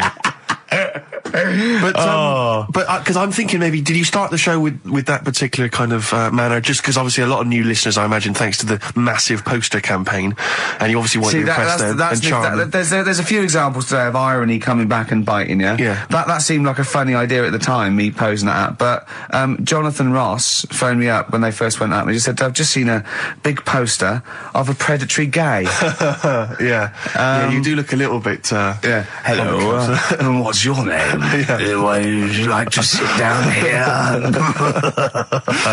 And then you're in the background. And also, I think the funny thing about having you as a partner, I mean, the only good thing is that you look weird and tall, like too freakishly tall and lanky. Oh, yeah, but in that one, no, because your background and you're smiling, you don't look as weird as you do in real life, or as freakishly tall. So it sort of ruins it a little bit for me. Look at Pilkington. Look. Pilkington, what are you doing? He's not listening. He's just opening a packet. What are they? McVitie's. See, we should mention them. We get some free ones if anyone at McVitie's are listening, because we're not getting the perks of this. Nothing. I'd say I'm not getting anything. I really got in this game for the ladies, for the money, for the voiceover work. Certainly, I'm seeing hide and hair of that. But you're not getting the voiceover work because Jethro's getting all the parts that you might get. Yeah, sure. Yeah. Okay, Rick. Yeah. You were the voice of what? The drink driving campaign? You sound like a man who was run over in a drink drive incident. I mean, it's like you don't drive. Yeah, but I didn't get any money for that, did I? Oh, did I? I can't remember. It's like, I mean, I don't drive, well, that's good, I don't drive. No, it said don't drink and drive, so I've chosen just to drink. At least I can formulate sentences using the English language, and I'm not getting the voiceover work. The English language of the 14th century. Well, it's better English language and English language. Rather than whatever kind of Middle England language you speak, the language of the hobbits. All right, Carl. All right. See, you're eating a biscuit. I can't believe it. Are you bored with this already? Do you know what? MTV called me last week. They called me again yesterday and said, when can they come down to do they're coming down next Saturday, by the way, to do a little screen test for you. They're going to sort of just film you with a little camcorder. You said this. They're going to film you. Are you alright? Do you want to, are you hungry? Do you want to go out and have a meal? I can't believe you're eating while I'm on air. No one can hear that. Do you know who I am? No one can hear that. Explain who I am. Well, that's Ricky Gervais, right? He's made his name on TV. Yeah. Okay, he's done any number of corporate gigs, and they pay silly money. So, I mean, this guy's earning, and really earning beyond his talent. All right? So I think I deserve a little bit more than a little mank eating a biscuit while I'm talking. Rick Gervais? Yeah. Have you won a BAFTA? Yeah, too. All right, so just a little bit of respect. Yeah. Yeah. Carl, well, what have you won? What have you won?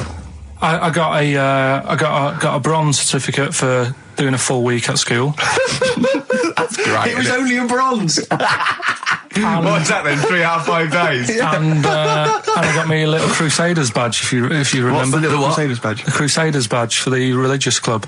So I was at the fellow that you went and played. You had to go ping pong ball. So they wanted to talk to you about God. Yeah. You got a Crusaders badge, did you?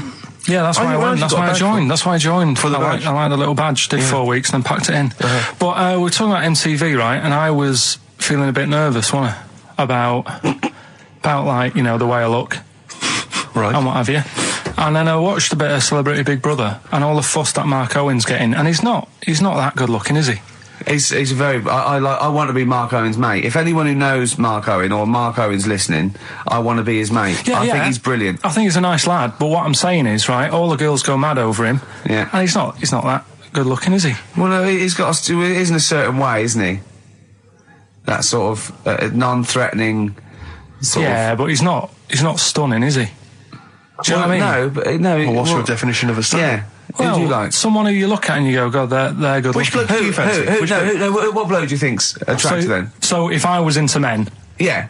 in fact, you can still say a bloke's a good looker without fancying him. Who do you think is attractive? Probably. I mean, it depends what you're looking for. No, just looks. Just looks. You think different looks as well. Of course, yeah. Who do you say was Hold on. attractive? Who do you say was like stunning in your definition? A good-looking lad. Yeah. Good-looking lad. Oh, look at him over there. He's.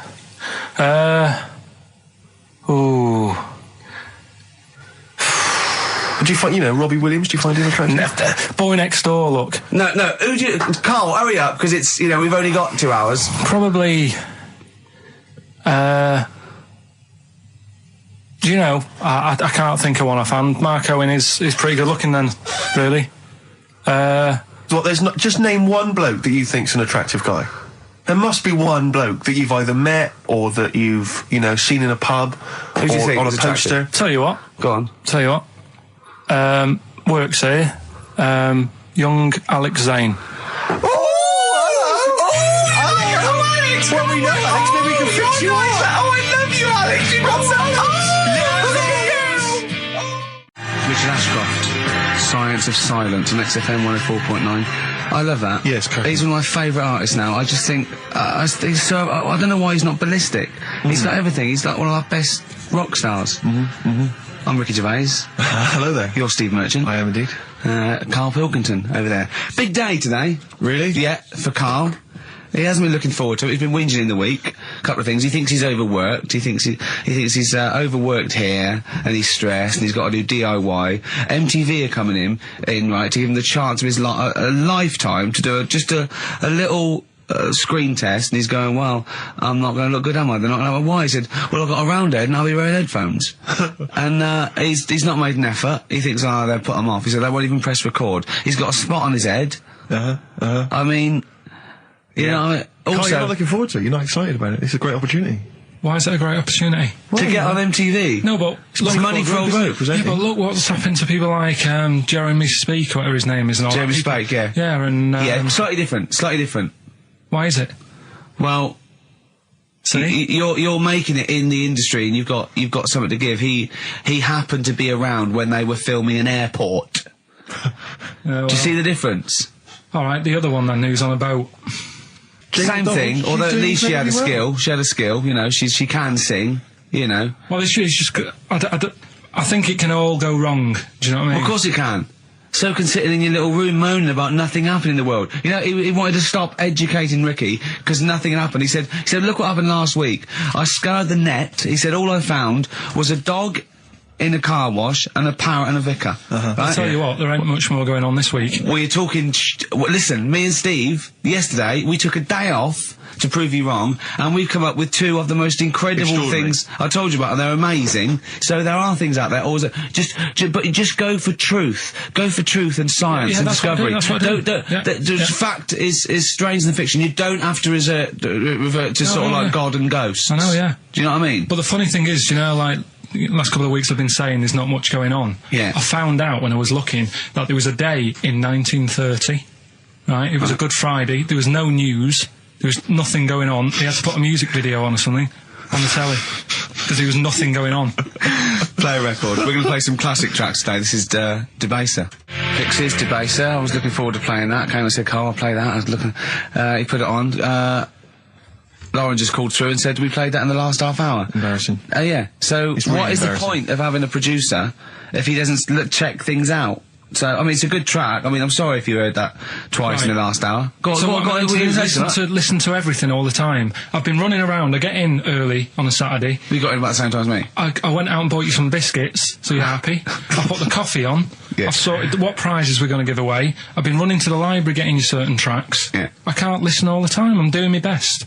Well, I'm not sure it's good enough.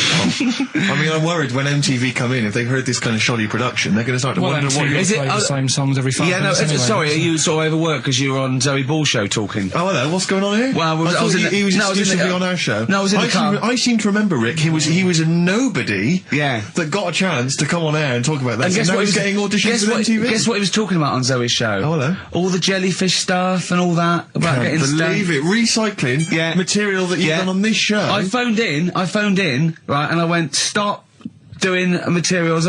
He just hung up on me. Well, I had a job to do. Who do you think you are? Your ego has just gone through the roof. Hang on a minute. What? I had a job to do in the week. They asked me to drive the desk for Zoe, right? They didn't say talk. Zoe, if she talks to you, you can't just ignore her. Yes, you can. Well, you Who can't. is she? Who does she think she is? You made a promise to us, a pact, that you were our kind of monkey. Yeah. What can I do? If someone takes time off, I've got to do it. It's my job. Yeah, but you don't have to talk. You don't have to use... You're the head of production. We've given you this special gig. This is like taking you out weekends. Yeah, exactly. You know, if we find out you're getting too much excitement in the week, we'll have to just calm it down. Well, get another little... Well, that's it now anyway. It was only last week. I feel like kind of solid. I feel betrayed. It's like you were having an affair behind our back. Yeah. And you rumbled it. He was doing all the stuff. He was doing all this like, oh yeah, jellyfish and this, jellyfish Yeah, because she was asking. And I thought it was a good way of promoting this show, actually. Oh, did you mention the show? Yeah, I did at some point. Did you? What did you say? I just said more about that on Saturday afternoons. So you talk twice? I only heard you talk once. So you're talking all the time? Well, about 5 times in the week. In the full week. 5 times. Deary me. And one, it was just stuff. You could never be a monk, could you? Chatting away all the time. Right, what have we got? I blame Ball as well, to be honest. I feel Ball's slightly responsible for it. Yeah. She can't find her own, Gibbon to get on the show. She can't find her own kind of, loser, then don't start stealing ours. Outrageous. Well, coming up, right, maybe we'll get Fatboy Slim in. Indeed. Next. Yeah. Saturday, if you're listening, Slim, come in on the show. What's his name? Ernie or something? What's his name? Norman. Oh, yeah. Right. Ernie! Yeah. I don't know. That's great, Ernie Ball. Yeah. He wouldn't change his name. That's it, yeah. Right. That's great. Anyway, coming up today, we have got Educating Ricky. Right, yeah. Okay, is this the last one? You've promised it might be. I believe there's a book out that might help me with this feature, so we'll see how it goes. I was thinking of new features in the week. I've got, wanted to come up with I wanted to do Celebrity Fact Club. Celebrity Fact Club, alright. I've just got to get some celebrities in first before we can kick that off, so maybe in the new year. Ball and maybe Cook. Zoe Ball, yeah. Ball and Cook, start off. Maybe, right. And I've also got... Cook and Ball stories. Yeah. That's nice. Good one. Cheers. Thanks, Carl. Yeah. Maybe you could sell that to Zoe's show. And I'm also thinking Through the Ricky Hole. Through the Ricky Hole, okay. What's that? That's, I'm quite... No, you just got the title again, haven't you? Yeah, okay, play record. So, Rockbuster's coming up as well. Yeah. Right? Yeah. Eminem, Lose Yourself on XFM 104.9, and Ricky Gervais with me, Steve Merchant. Hello. But not Karl Pilkington. No, Carl, no. He's gone back to Manchester, innit? It's better than London. Yeah. You don't know it. Manchester's better than London. Instead, Claire Sturgis. Claire Sturgis, round of applause for Claire. Thanks. Yeah, the posse's he's coming there in sort of the camouflage gear, and is that quite trendy? Is that what the kids are wearing? It's funny. Someone actually mentioned that this morning. Or are you on manoeuvres? Yeah, I am exactly. actually, taking time out this morning from what I normally do. Sure. I missed the second half, talking like that, of Celebrity Boot Camp. Coolio. Is it? The fella from Milli Vanilli. What, the one that's not dead? No, the one that killed himself, Steve. Okay. No, I just want to clarify for people. A lot of people don't realise that one of them is dead. Right. I thought it was important to mention it. Actually, I didn't know. I'll be honest with you, I hadn't thought it through. No. It was a piece of interesting Milli Vanilli trivia that I had, and I wanted to slip it in. But it wasn't really trivia, because it was a question. You went, what? The one who's not dead. What I'm saying, Rick, is I could have found a more tactful way of bringing up the death of one of Milli Vanilli, because I think there's a lot of people out there now upset. Maybe Claire actually, didn't realise. People who didn't know. That's quite a shock. I didn't see. I mean, I should have sat people down. Who died? Vanilli or Milli? I think it was Milli. No, it's Vanilli. I don't know. No, but I didn't know. I'm guessing. Actually, I'm guessing. I'm not confusing Milli Vanilli and Scritti Politti, because I mean that is a danger. Oh no, you're thinking of the fellow out of Grumple Palumple. He was amazing. He was amazing. It's a great shame that he topped himself. They're not around us. Anyway, cool. We've got some great tunes lined up. We're going to play today our favourite singles. It's favourite tunes, some of which didn't quite make it as singles maybe, but tunes of the year, because obviously Christmas very soon and we'll be away for a short time. And, I think next week we'll be doing our favourite Christmas songs of all time. Yeah, I'm worried we're not going to fill 2 hours with that.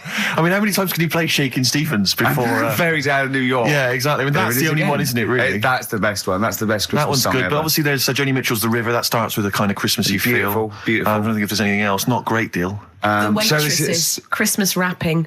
Is that one? Is that brilliant? Mine. Is that good? Yeah. So This Is Christmas, John Lennon. Paul McCartney came out with Simply Having a Wonderful Christmas Time. Christmas time, yeah, exactly. Yeah, but so John's was Happy Christmas War is over. Yeah. Of course it wasn't, but but I mean, at least he wanted No, to be. he was dreaming of it. He was dreaming of it. Yeah. I mean, and bless him. And to show how much John Lennon's dead as well. I don't know if anyone's... Yeah, no, they do. Oh, that's just another bit of rock and roll trivia. I like John's protest against war. He stayed in bed for a week. Yeah. I've been doing that. I've been protesting against war for ages. Yeah. I'm eating hamburgers absolutely. against war. Absolutely. I just go into Burger King on the way here. I went to the counter. But of course, that's not product placement there. And there's a number of other burger joints that people may wish to go to if I they often go to choose. McDonald's. Yeah, I often go to McDonald's. But I went into Burger King because it's close. It's convenient. It's convenient, but then often McDonald's will be convenient. McDonald's is just convenient. Depends where you are. Just as convenient depending where you are. And I said, could I have a cheeseburger and small fries? Take away, please. And he recognised me. He went, I've seen you on telly enough, won't you? He went, there's your meal. So I went, thanks. He winked and went, I'll put large fries in.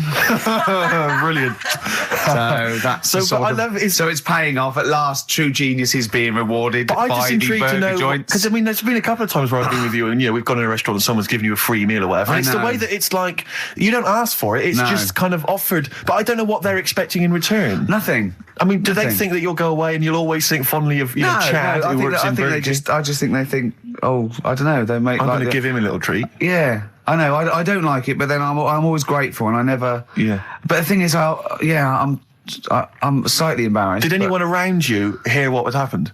No. Because I imagine the resentment, just the whole room. No, they didn't. I had to go around telling them. I said, excuse me, did you hear that? He goes, no. He just gave me the free thing because I'm on the telly. And I went, I don't recognise. I went, you don't recognise me? I'm terrified now that that someone could be listening at Burger King HQ. I'm assuming this is an unorthodox procedure. And that little fella's got fired. Well, they know it's Leicester Square now because I just mentioned it. So they know which Burger King it is. Oh, my God. I don't know. What was his name? Ralph Littleton. He had a name badge. Number 342. Well, I just hope Littleton doesn't get in trouble. So, what are we going to play? That could be a sad Christmas for him. He's probably keeping his whole family afloat. But it's Springsteen. Well, tunes of the year. I mean, I know people dismiss Springsteen, but as I say, the gig I went to see earlier in the year, I made Sturgis it. Just couldn't believe we were going to play Springsteen. Brilliant. I just think, leave aside what you think is cool and trendy and the fact that he's older now or whatever else. Really? Just leave all that behind and just listen to the tunes because, he remains a great musician. Lonesome Day? Lonesome Day, it's the current single and it's the first track on the album. Free chips. Absolutely. Placebo, The Bitter End on XFM 104.9. I'm Ricky Gervais. With me is both Stephen Merchant and Karl, the K-Man, Pilkington. So you've already got that. That's safe. It's only 4 minutes past. You've had Placebo and you've got us three. So you're definitely going home with that. Yeah, whatever that's happens. Safe. That's on its way to the hospice. Exactly. You've banked that. Yeah. Now, do you want to gamble all that to go on and listen for another 2 hours? Well, you could walk away now and you're up. Yeah, you're up. You're already up. Right, that's brilliant. You have not wasted any time. Do you want to gamble that against another 2 hours? It might be shoddy, it might go downhill, but it might get even better, Karl. What do you say they do? Listen for another 2 hours? Yeah. See, we shouldn't have done that. We shouldn't have asked Karl, because a lot of them now are already taking what they've got. And what they've got is great, Rick. What they've got is lovely. Yeah. They're loving that. They're going to enjoy that. We have got monkey news. We've got cheap as chimps. That's not the same thing. How many radio stations have got two ape-related simian features? Rick, can I point out now, a lot of people are making that mistake. A lot of people are thinking that monkey news is exactly the same as cheap as chimps. It's not. Let's keep that clear. It's not. It's in the same ballpark, but it's not the same. There are apes. They're involved. They're involved. Yeah. We've also got some great music. Yeah. We've got an amusing sketch about a fly. Oh, he's looking forward to that. Oh, and Mystique are dropping in. Let's hope the Mystique ladies are coming in. Singing their music I for us. want to kick off with a song that is, you've got like half a dozen posing songs that when you're sort of like between 40 and 18, they were the ones you'd put on to get ready to go out, or just pose around, or be that pop star, or think you're on stage or whatever, or in the video. Yeah. And embarrassingly, I dug this out, and I remembered I used to post this like a mother when I was about 14, right? This is Street Life by Roxy Music. You used to do... Mine was Oops Upside Your Head. Yeah. It was just me on the floor in my bedroom. One day there'll be other people in this imaginary pose. yeah. Elbows going everywhere, knocking over vases. Yeah. But then I remember later, it was Black Lace's Superman, which is something similar. Do you remember that? That was brilliant. Wow. Spray, ski, da-ding, da-ding. If you've out there in Radioland got any funny jokes, then call in. Email them in, because we need some. Oh. Street Life, Roxy Music off the Stranded album. That's what I used to jump around to. What would you have been wearing while you were listening to that? Well, probably Brutus Gold jeans. Classy. Or Green Flash pumps. Sure. Any socks? I would have had socks, yeah. I'd have probably been wearing the shirt my mum got me from Tesco's, which was again a Brutus shirt, and it had women in bikinis eating bananas on a chaise longue. Of course it did. So, lots of small ones, or just one big one? Lots of little small ones. Yeah, so so that was that. A trilby? I didn't wear a trilby. trilby. Did you have a toy with a trilby? I remember when I went on holiday about that time, and I was about 14. My older brother had this leather jacket, and I was on the beach. Just in my shorts and that, and I went to get an ice cream or something. I said, "Can I borrow a jacket?" And I put his jacket on, and I was posing on the beach thinking they are all looking at me because I look so good. And I also had a straw Stetson, and I really thought, I'm turning into quite a man. Yes, I'm quite a catch. Yeah. Just thinking they're going, who's that dude? Is he American? Is it? Hold on, has he just come from? Some sort of rodeo. Wait a minute, I'm in a bikini and I like bananas. I could be the woman for him. Oh dear. What was that? Didn't you have a t-shirt or a jacket or something you wore to university that was pretty classy? Didn't it have like some foul language on it or something? What was that? I'd when I was 18, right? The Christmas or the birthday before I went to university, got 2 sweatshirts, one black, one red, had bullshit on them. Just on the bow. Right. And the red one, all my clothes, the first wash, everything was pink. All my white shirts and my white socks, of course, because I just put it in, I didn't know. Yeah. So that I was a man at university with all pink clothes except for a rather nice red sweatshirt with bullshit on it. Again, turning into quite a man. Quite the man. Was that pre or post the time you washed your clothes by getting in the bath? And that was that was the second year when I was had to go in digs at our Halls residence. So I had a bath, and you had to sort of like pay for a bath, So I thought 2 birds with 1 stone. I got in the bath with all my white shirts, because I was going through sort of, wearing a white shirt and tie, that sort of, David Sylvian sort of frying for everything. And, Daz. And I just wriggled around in it. Oh, God. I washed myself. It's quite a good exfoliant. I didn't do it again because it was sort of not good for the skin, Daz. Quite sore, is it, around the sort of the groins regions? Yeah. So there you go. Roxy Music and Street Life. Carl. Thoughts? I just was working out time, really. We've got last week we had a lot of stuff that we didn't manage to cram in, which was good. So I'm just looking at we have got Cheap as Chimps coming. Songs of Phrase. Oh, we haven't chatted about some stuff. Why don't we kick off with that so we don't forget it? What? Cheap as Chimps or Songs of Phrase or the film thing. We didn't get the film done yesterday. We've also got a new feature, Cheeky Freak of the Week. Incidentally, I should just point out now that someone Ashley Phillips has emailed in, because obviously with Songs of Phrase, what Carl does, for those who have not heard it, he takes a phrase that you might hear commonly on the show, and then he uses various songs. There's this hairy Chinese kid. Was the one you never seen an old bloke eating a Mars bar. And as I say, he uses different chunks of songs and he makes up that phrase. And so he has made some suggestions here, Carl, because he thinks that the more common Carl, you're an idiot, fool, etc., perhaps a little overheard, he'd like to maybe hear Carl, pause, I don't know where to start, which is a common one from Ricky. Carl, which bit of that do you actually think is true? And then there's the regular dialogue between the three of us. Karl, well, you know, it could happen. Me, sure. Ricky, no, Karl, it could never happen. Not now, not ever. You're an idiot, play a record. So maybe some of those you could use next time. Well, will we get it going then for today? Yeah. This week we're. Do you remember the story about my auntie having wind for 5 minutes? Yeah. Your auntie, was it your auntie Nora? Auntie Nora. She was on a lot of medication and stuff, and I think that's a side effect comes with it. So she had wind for 5 minutes. So I thought we'd dig that one out. Okay. Classic line. Me auntie had wind for 5 minutes. Okay. So I've got loads of songs here. How many is that? Me auntie had wind for 5 minutes. 7 tracks. Oh, that's tricky. Why do you learn? Okay, so you need to identify, if you can be bothered, the artists. Yeah, that's what we're after, isn't it? All right. Okay. Let's go. Wind.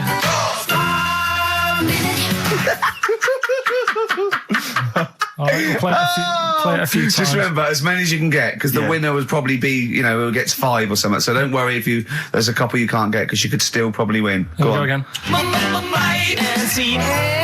Wind.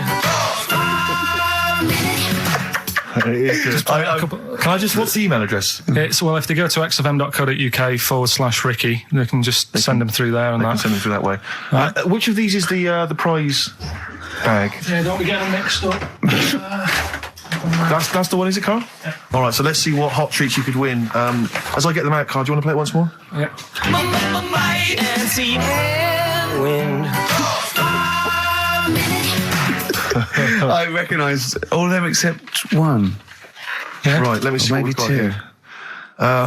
Once again, Karl, you excelled yourself with an arbitrary collection of DVDs. Just hanging around, were they? Just hanging around. Again, I'm always interested to know which of our XFM listeners has tastes as broad as this. Go on.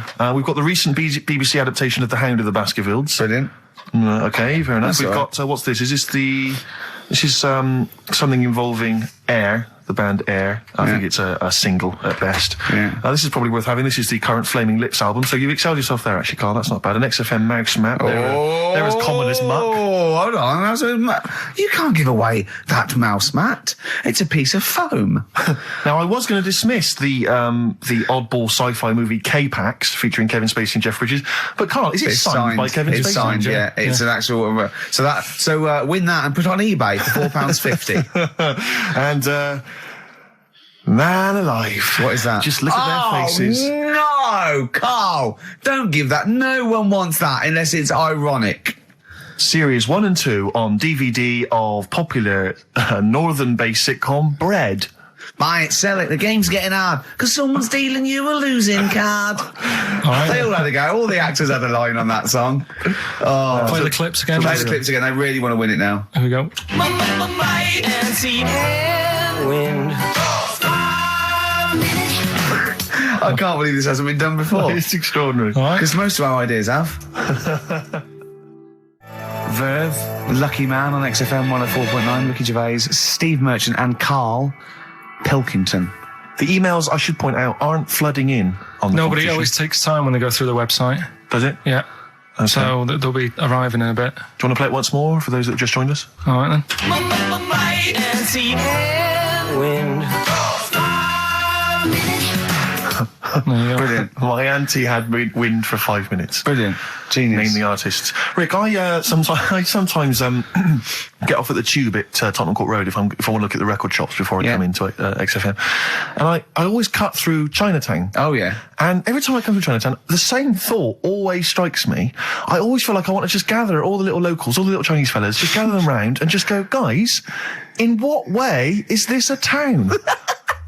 It's not, is it? This is not, at best, what you've got here is a novelty street. Yeah, Gerrard Street is not a town, mate. No, it's not a town. You've had this for like 100 years. It's not expanding. Yeah, yeah. You can't just call it Chinatown and claim it's a town. If I was them though and you do that, I go, what are you talking about? It is a town. It is a town. It's our town. It is a town. It's our town. We've got all lots of stuff. Where's your church? Where's your mayor? We needed. We got a betting shop. Not enough. It is. See, all you've got here is restaurants. No, No. Got a little supermarket with snacks.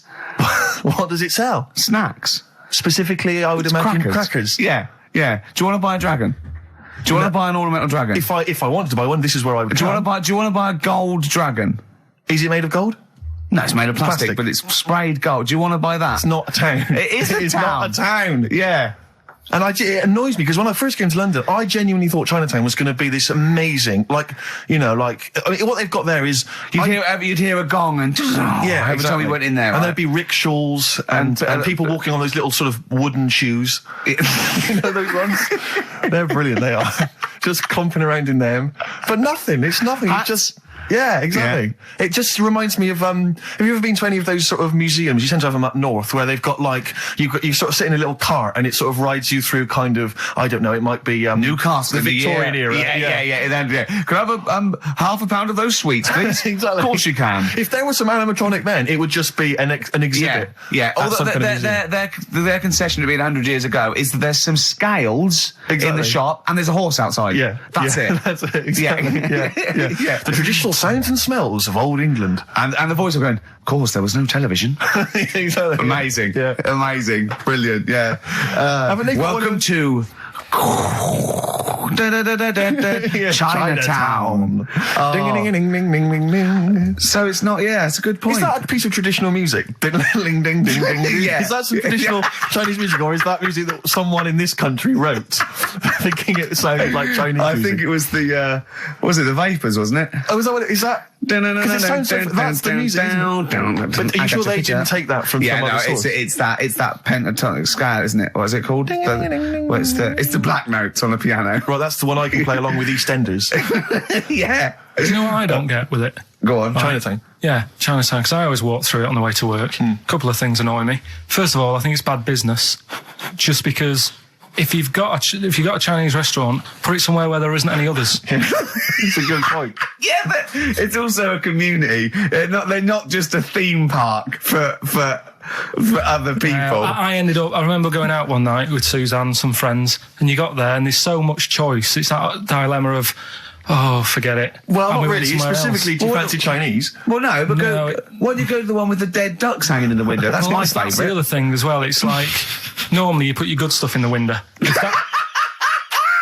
that's what's in the window, yeah. Right? Yeah. And the other thing that annoys me, walking through it today, there's always lard on the floor. What, in the street? It is, honestly. I'm scared I'm going to slip over. It's because all the restaurants and that. But why is it? That's another point. Well, it's not oozing out of the restaurants. No, but why is it? I don't know what they do. Careful. Listen, no, but why is That's why they used to wear those little wooden shoes. Okay, we've got... No, but the thing is as well, they try and wash it with water, which doesn't work with lard, and it's like oil. Famously, yeah. You know what I mean? Even I know that. Yeah, you've got to scrub it. So, you think sorted that out. Yeah. You think they'd know, wouldn't you? Yeah. Right. Anyway, thanks for your thoughts on Chinatown, Carl. Right, I'm going to play this thing again, because it is a bit slow today, the email. Because it's too hard. It's not too hard. There's just clips of songs. What are the artists? Email in.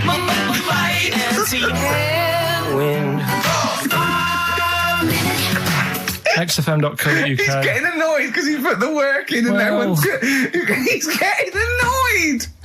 Oh. Remember, I think Kevin Spacey and the signed K-Pax DVD is probably the only incentive to try and have a go at that one. Do you just think you could win by getting one of them? Exactly. Coming in now. They're coming in now, okay. This is electronic. Electronic, getting away with it. Definitely. Do you reckon we'll get away with it? You see, you've worried me now. Yeah, I don't know. He's worried me. My apologies if you're offended at all by my reference to those little wooden shoes. Well, that's not going to help, Rick. That Chinese women used to wear. I don't think they still wear them. We've only had one complaint, haven't we? We got from the Sony's that one about talking about the swan's penis, but. You know, things about complaints is that people complain all the time. It's whether it's upheld because it goes to an authority, and then they have to go, oh yeah, look, that was in poor taste or pre-watershed or some of the things you said on TV though, you must have been stung. I've only had one upheld, one serious slap on the wrist for something I said. But what was he saying? Can you repeat it? Well, I can. I was talking about, and it was a true story. I was talking about this little old man. His daughter was taken to home because he used to fry up bacon and rub it round to get the dog to lick them. Right. And you got a complaint? Yeah. And that was it. That's why you got a complaint. Yeah. Yeah. What's up with that? Well, he said it on Songs of Praise. They said it was in poor taste, I suppose. What other complaints? What the biggest complaint ever on TV, the most complaints ever for anything on TV, was the showing of The Last Temptation of Christ. Yeah. Do you know the second? Yeah, the second was I think Anne Robinson putting the Welsh into room 101. What? Because she didn't like him and that. Yeah, she just said, well, they're going in the, She said it slightly more eloquently than that. Yes, yeah. I can the people or the place. I don't know. I think it was the place and therefore the people. Yeah. What do you mean, yeah? No, well, you know, my mum and dad have sort of moved from Manchester. They reside now in Wales. Oh, yeah. And it is... Look at his face, turning his nose up. No, but it is pretty depressing. Do you know what I mean? It's just one of them places that... it's like you go back in time and that when you go there. I mean, maybe the major cities there, maybe Cardiff is all right. What, even coming from Manchester, it's like going back in time? It's like one of them places, it feels like every day is Sunday. Do you know what I mean? It's just depressing and grey and slate Lots everywhere. of vicars walking around going, I'm late. Well, yeah, it is the sort of attitude they have, right? This is true because my mum and dad live there and that, right? And they love it. It's all right. It's an healthy place to go when you get older and that. But this is why they don't move on in Wales. Well, I'd just like to make another sorry to any Welsh people listening. We're not saying you don't move on. Carl is. No, but... Sorry about the little Chinese shoes again. The thing as well. is, it's good that in a way that they do that and they don't want to be like, rushing about everywhere because the way London isn't that great either, is it? Because it's totally opposite here, right? Yeah. So I'm not having a go. It is a bit dull. I think even people who live there will agree with me, right? But, like, one of the shops that my mum and dad use, right, it's only a little sort of villagey type shop, can't be bothered staying open for hours and hours, right? Because there's not enough people who use the shop. Yeah. So what you do is, they get used to what you buy. And they leave it out. They put it in a phone box outside. They put it in a phone box? Yeah. So it doesn't get wet. So my dad's loving that. Well, Once he found that out, it was like, brilliant. But how is that a bad thing? That's brilliant. Well, it's not. For other people, it is for my dad. Because he's picking up all sorts of stuff. Oh, no, he's not. Oh, yeah. He's not nicking other people's shopping. Well, it's not like nicking, is it? Because it's not theirs yet. Oh, and you've stitched him up on radio. Well, of course, because they're going to think, who is there in town with a Manc accent who keeps making phone calls and is getting fatter? Yeah. That's You've stitched him I right love up that. there, I love that your dad was excited when he found out. I can't believe that he's moved there. He's retired to this little village where it's based on trust and community, and he is abusing it. He's using his scally Manc ways. Bloody hell, Lakers. There's no bread again. There's old women going hungry. Yeah. Their cats aren't getting fed. And your father is just, that's obscene. That's obscene. Oh, I think it's a die thief. That fella from Manchester. I don't even think they've got Sky there yet, have they? They can't listen. They won't know what's... I think you stitched him right up. I hope you have, actually. I hope he goes down for it. I hope he's hounded out of the community like Frankenstein's monster. Yeah. They should get burning torches, go up to the mansion. Set fire to his cottage. Yeah. Exactly. Right, well... He's out of the choir. Yeah. Streets? Yeah. Streets. Has it come to this? Could I just extend, Rick, my apologies now to both the Chinese community and any Welsh people listening? Yeah. And I'm sure that list will increase as the show goes on. Yeah. Forget about tomorrow. Feeder. Right. Listener, I'm talking to you now. Have you seen these posters around with me and Steve on it, right? It's embarrassing, right? We were mucking around at a photo session and XFM wanted to do some posters. We couldn't be bothered to do them again, so we let them have this one. Irony comes back to haunt you, and it looks like I think I'm Simon Temple or something, and Steve's all right. But we think that Karl should be in it. Definitely. Karl doesn't want to be in it, but it looks like everyone listens to this show for Karl's basically, innocent stupidity and some great tracks. Exactly. They don't listen for us anymore, No. Steve. So I think it should be a campaign to get Karl on the poster. Yeah. Well, I should point out that I think XFM are more than happy to have him on the poster. So it's just him. You don't want to be on there, do you? There's no need for me to be on it. Of course there is. Why not? I get so many emails here as I'm sat during the show reading them. So many emails saying, what does Karl look like? Well, I want pictures of Karl. If you go to xfm.co.uk/Ricky, we've got those film bits on there, those video mock-ups where I'm part of it. You can sort of... That's not enough, Karl. People want to see your face. You're part of the show. You're an intrinsic part of the show. Yeah, we'll get you on the poster. Why? It'll be too much on a poster. They can only take in so much. What do you mean? They can only take in so much? Yeah, it's good with 2 people. No. It's enough. So what do groups do then? Well, they haven't... It's like Ringo Starr is being left off the cover of Sgt. Pepper. Yeah. Or Rutherford doesn't get in a look in with Genesis. Exactly. Well, You know, Which would be outrageous. Yeah. Sorry, Tony Banks, you can't be in this one. Yeah. It's just me and you will be very. You see, you look like the Collins, so but you've got to be in I there. don't photograph that well either. You're joking. Is it because you look like a little cue ball because it just shines off the But top? a lot of people as well, you should dispel the myth. A lot of people think for some reason that you're fat. A lot of people say to me, is he fat? No, but that's because I haven't got much hair, so it looks like my head's big. No, they haven't even seen you. They just think from listening to the show that you're fat. That's because you're northern. They think you just eat chips and complain about the weather. Well... Complain about the south. I just think you could answer a lot of your critics. But then you see what I don't like about this world. A lot of people judge people on the way they look. Yeah. Oh, Like you do. If only more people thought like that, Steve. But Karl, you judge people on the way they look. Yeah, I know. That's what I mean. But I couldn't with me, could I? Because I don't know what I look like. What? If I was listening to me on the radio, I wouldn't be able to say, oh, he's a, and slag me off and that, because I don't know what I look like. And I quite like that. Do you know what I mean? I lost. I don't know what Absolutely you're talking about. lost. Just believe me, right? I'm right on this one. It's best if you leave it. Well, we're not going to leave it. We're going to get you on the poster. Yeah. I mainly have to see myself on videotape this morning. That's put me I even showed more him. The animal show I did, the show. Yes. I'm doing a video, and I did behind the scenes footage, and I've got you've seen it, haven't you? I feel a little bit of Karl on there, isn't there? Yeah, It's great. yeah. It's lovely. He can't believe it. He said, "Is it playing slow?" Because he's so slow. When I come into the office, going, "All right." That's how you And talk. my head as well. I look like I'm looking into a spoon. I'm not happy with it. I just think that if we're willing if Ricky's willing to use his celebrity profile for the sake of the show, I'm willing to look like let's say a fairly handsome, kind of cool customer. I think the very least, Karl, is that you appear on there as well. You could dress up smart. Are you worried that you'll look the worst out of all 3 of us? Who am I standing next to? I'm next to Steve. I'm fairly confident. Yeah. I like the way it's so predictable. You pull the string because you know what it is. You pull the string. What were we talking about before? I was to tell you, the most complaints ever, the Last Temptation of Christ. I haven't seen it. What is it? It's Scorsese, isn't it? It's Martin Scorsese, and I've bought the film actually recently because I was intrigued to see it, but I've not actually watched it. But from what I understand, the reason that it was so outrageous is because it has a whole sequence which shows what it would be like if Jesus had lived his life and not martyred himself on the cross, but lived his life as a human being, part of which is him having sex.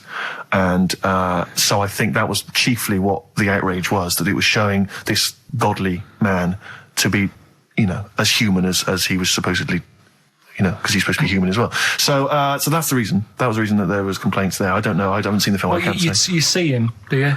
You see him having sex, I think, yes. Although it is an actor, Karl. Yeah, it's not actually Jesus Christ. It's not the real Robert Powell. No. It's an actor playing Robert Powell. Is that, you see, sex on films and all that, right? When I was growing up, I'd be watching... No, I'm just saying an example of this, really, right? When I was growing up as a kid and I'd be, watching films with my dad, right? He'd really be enjoying a film, right? And then a sex scene would happen. Right. And he'd go... On film? Or just behind you? Yeah. In the film, a sex scene would happen. Your brother up to his old tricks again. And he'd get up and go make a cup of tea, right? Right. Typhoon? That he'd stolen from some sort of telephone box? And, even recently, he thinks it ruins a film. Do you know what I mean? Because there's no need for it to happen, is there, really? Yes.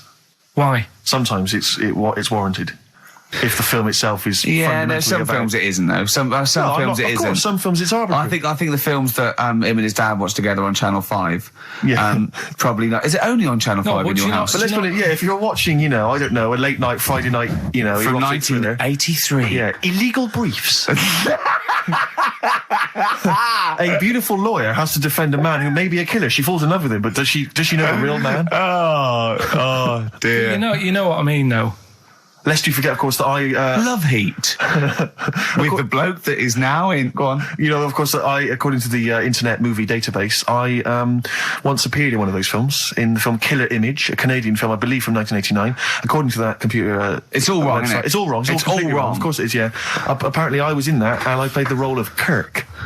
Was it a porn thing? No. I think it's just an erotic thriller. Oh, right. That I supposedly... You only had a very small part, though, didn't you? Indeed. Yeah.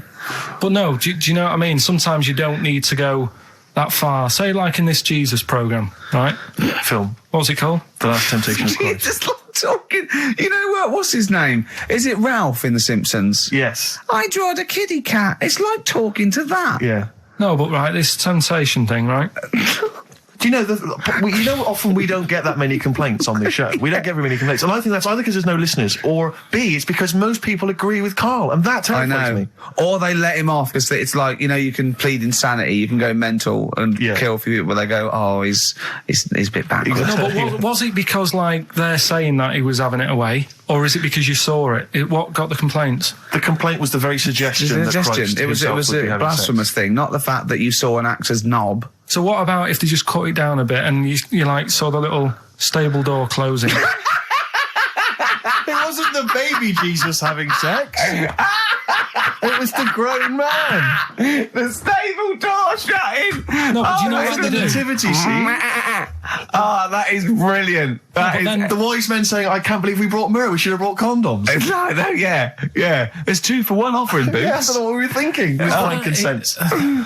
It's always awful. Should we apologise now to the Christian church as well? So Sorry, the little Chinese fellas, little Welsh fellas, and the little Christian fellas. We haven't said anything wrong. No. It's like, you see, when I was growing stable up... door. I love the idea that in Karl's world, he was born in a stable, just thought, I love this place. Yeah. I'm just going to stay here the rest of my days. This is good here.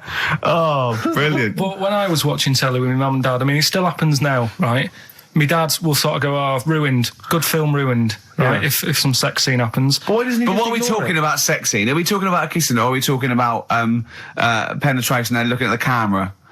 Going, are you enjoying this, Pilkingtons? What are we talking about? What is sort of extreme levels we talking about? Right, last time I was down there, right? Yeah. What was it? Meet Joe Black. Meet Joe Black. Meet Joe Black is a terrible film. Yeah. Right? There was good film. And then it's going to happen because, like, the music comes in. Brad Pitt's keeping quiet. A woman's eyeing him up. Sure. I So love that. My mum's worked it out already, and she's going, anything on the other side, love? She knows. She knows. It's, something's... so you can be enjoying a film and you can be an hour and 10 in, and then some spidey senses of one of them can go, should we turn it over? And the other one goes, yeah, all right. Are you sure it's not them protecting you from scenes of sex? So that what they're thinking is, what if Karl gets the idea to have sex? Yeah. That could lead to procreation. We don't want any more like him. We've got to end the line here. You sure it's not the doctor? Keep calling out going, you are keeping away from women, aren't you? He must never find out. Are you sure they're not embarrassed because they're watching a sex scene with their son? It happens every time, right? There's 2 things that my mum does, right? It's that, if there's sex scene on the telly, she'll go, anything on the other side, love? And the other thing she always says, if ever there's anything on the telly with Elvis in it, she goes, I like him, right? And we all know, we sat there, we know what she's going to say next. Yeah. So you don't even bother saying why, right? And she goes, he likes fat, ugly people. He what? He liked fat, ugly people. He didn't always go for, like, the good-looking fans in the crowd. What Elvis did? Yeah. Right. That was always the thing. And I'm sorry. Now, hold on. I don't know what we're doing now with our lives, Steve. Wait a minute. Right. So your mum says 2 things, right? She either says... Is there anything else on the other side? Or, I like Elvis. There's a pause because you know what she's going to say next. She says, he liked fat, ugly people. How often does this occur? Well, because they've got, like, Sky, there's a lot of those channels on. They're like the music channels. So Elvis always comes on. There's either an Elvis film, there's like, a classic hit by him on. And she go, I like Elvis, he likes fat, ugly people. And what do you mean he liked fat, ugly people? Is she a fat, ugly person? Because there's that special Vegas show, isn't he, where he's dancing about, right? And he's got loads of scarves around his neck. Towels. Yeah. And, like, he always hands them down to the fat, ugly ones. Right. And I always say it's because they're the fat, they got a sweaty face because they can't, you know what I mean? I don't know what world they live in. I don't know how we've gone to this subject. What sort of world are you got when you're watching his face? And what do you mean fat, ugly ones? You mean they're in the front, they're sweating a lot because they're a bit chubby? So she thinks, is giving them a towel because it's he's really going, wipe your face, you're putting me off, you fat cow. Stop sweating near me. There's another one. What? So, hairy Chinese kids. Yeah. Jesus. We haven't slagged off hairy Chinese kids. We slagged off Chinese. We didn't slag anyone off. We just said they really haven't got a town as such, and they wear shoes. What did we say? Yeah, little wooden shoes. And what did the I just don't know how we got onto Elvis and big fat ugly women. I don't know I don't know how we sidestepped from the Last Temptation of Christ. Did you see that fat girls and feeders Go program? on a minute. Eh? What's Tom Petty first? Oh, brilliant! It's a great song. Breakdown. How many Tom other Petty. radio shows have talked about Last Temptation of Christ, Chinatown, fat ugly women? In 60 minutes. Exactly. Incredible. Sony Award winning. During breaks, Painkiller on XFM 104.9. Ricky Gervais with me, Steve Merchant, and Karl Pilkington. I should point out now, Rick, that the general consensus from the listeners is that Karl should definitely be on the poster. But I know obviously. that. I know. There's an interesting email. Of course here. they should. They're It just right. says, I'd love to see Karl on the poster, especially as I'm watching him on the webcam today, and wearing that shirt, doesn't he look like Charlie Brown? He looks just like Charlie Brown from the Peanuts cartoons. Oh my God. That's it. From now on, if anyone ever asks me what he Karl does looks look like Charlie Brown. Oh, it's like great him. because Charlie Brown has got that thing. You've got less features than Morph. It's just a round head and there's human aspects. It's just the bare minimum. When I draw a cartoon of him, it's so easy. Yeah. The thing is, right, if I go on the poster, this is what I'm worried about. Where do you go from there? What do you mean? Well, it's difficult, isn't it? Do you know, like before, you were talking about the complaint that a TV channel got about some fella putting bacon? Yeah? Yeah. That was me. Yeah. Yeah, you were talking about a fella I didn't put the bacon on, but yeah, I was talking about it and it got a complaint, yeah. Right. Now, he had to do that to get a kick. Yeah? Yeah. Where do you go from there? And it's the same for me on a poster. Once they've seen me... Yeah. And we get sued by the estate of Charles M. Schultz for using without copyright his most popular creation. Oh, it's just that if people don't know, it keeps them interested. They don't need to They're know not what tuning I'm in like. every week on the off chance that we'll... They're wondering what you look like. Yeah, but the ones who are, it just keeps them... They won't let them down there when they see your picture. It won't let them down. It won't be a letdown. It's exactly as it should be. Leave it. Anyway, Yeah. competition, yeah? Right, let's get the answers. Let's get this out of the way. Songs of phrase. Songs of phrase, just in case you just tuned in, it's a new feature we've been doing. We take songs and chop them up and that, and it's a phrase that has cropped up on the show a few times. This week, we were going back to the classic Me Auntie Had Wind for 5 minutes. Let's go back to the classic. And let's have a These are the a answers, listen. is it? Okay.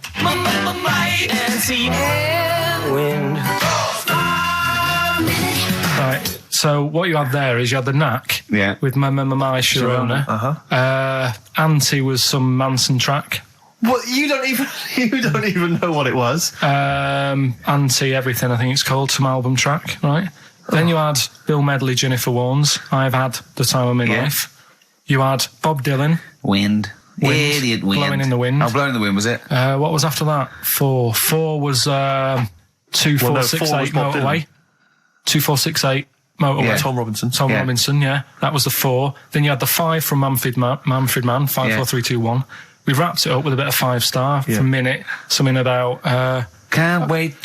yeah, can't wait another minute. Can't wait another minute. So... They're the answers. Yeah, we're well, looking for someone who... I don't think we got anyone who had them all right. But Nobody got all 7, although in your little answer list then you only listed 6 because you got your numbers went out of sync in your own brain. Well done. Once again, smooth. I tell you what, Karl, why don't you next week at least write down the answers for yourself? don't need to. Well, you clearly do because you just embarrassed yourself. Don't need to. You've proved that you do. Fine, anyway. Well done. I'm going to give it to Paul Tier. PJ tier because he got 5 of the 7. Correct. Well done. So he gets... And he's getting that signed Kevin Spacey Yeah, DVD. if you can just email us your address as well and get them off to you today. All right. Brilliant. That's what you're dealing with. So you've done that competition, that's been put to bed. Let's have a great tune, Rick, and then what else we got? We got some monkey news? We've got monkey news. We've got Cheap as Chimps. We're doing the film thing. Right. Got the film thing. What film is it this week? Silence of the Lambs. You can be owning that by 3 o'clock on VHS. Is it about $4.99? Is it? Thereabouts. 20th Century Boy. Come on, Mark. Some people want a 21st Century Boy these days. Mark Bowden there. A little bit out of date on XFM 104.9. Ricky Gervais, Steve Merchant, Karl Pilkington. Right, it's that time again, isn't it? Monkey news. Yeah, monkey news. Oh, monkey news. Right, if you're a new listener, this is where we do a bit of monkey news.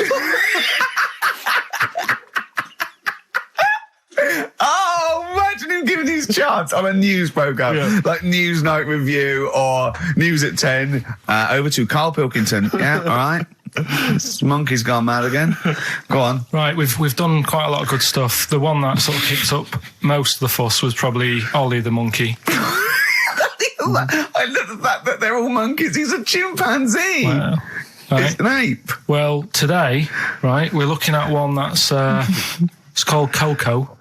Oh yeah, the sign language one. Well, what I've read about him is he speaks, right? Oh, God. Highly educated. Yeah. Photographer. Carl! Right.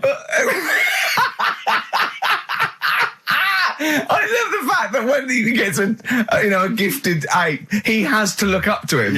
He realises that he is superior. I love that. Right. Oh. And he also likes going on computer chat rooms. I can't take this anymore, Steve. I'm going to be sick. Oh, God.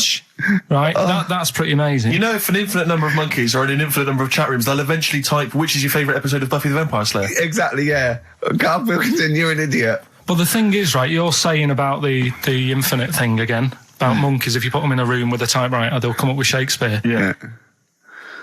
I'd sort of agree with that, right? With monkeys who can't do other stuff, but this one I reckon's going to be busy taking pictures and stuff. Yeah. Yeah. I think monkeys that are boring. Is there a boring monkey? Would you ever have a chimp and you'd go, Suzanne would go, I've got your birthday present. It's a chimp. It's a chimp fella. He's about a sort of like a middle-aged chimp. No, I'd love it. I'm talking. Would you ever go, I'll tell you what, Suzanne, that one's boring.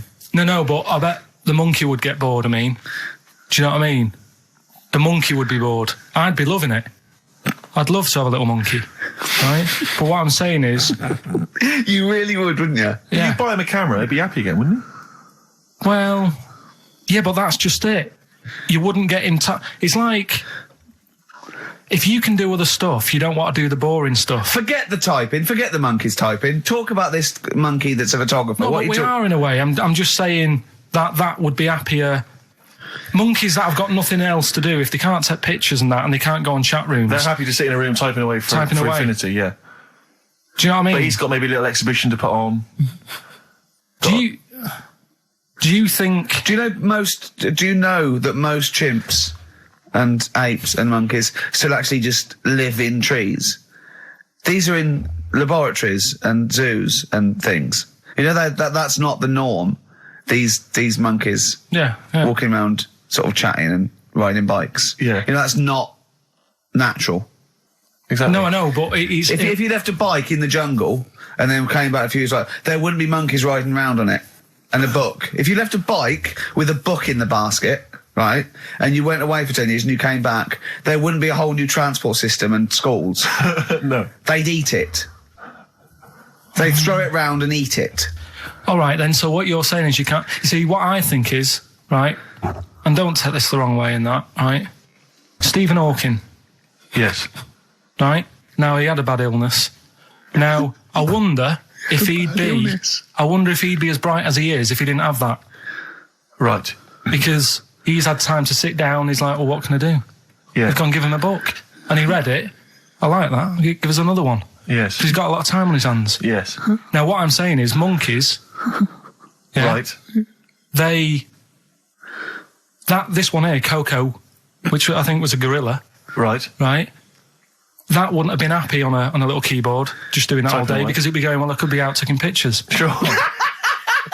Play a record. Yeah. Do you know what I mean? Play a record. Yeah. Done. You're an idiot. There it was. There's the catchphrase. Once more. He is. He's an idiot. Sure. Athlete El Salvador on XFM 104.9. I'm Ricky Gervais.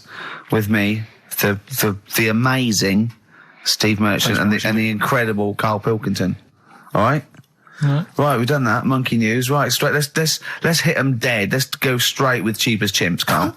Right, well, this will probably finish today, to be honest. Oh, right? Because what if we looked at it, Cheap as Chimps, we found out that... They eat one banana. Next, go on, do this one. banana a day and that. Yeah, that's it, brilliant. So what... It was a long-running feature, go on. What? Sorry, can I just ask again, what are the rules with Cheapest Chimps? It's just, if you wanted a chimp, how much would it sort of cost you? Brilliant. Title come first? So, yeah, as always, that's the way to do it, right? Cheap as Chimps. I thought I'll go online and see, if I could buy one. How much do you reckon? £6,000. To buy a chimp? Yeah. Oh no, ridiculous amount. Where can you buy them from? What sources? You shouldn't be able to buy them. eBay.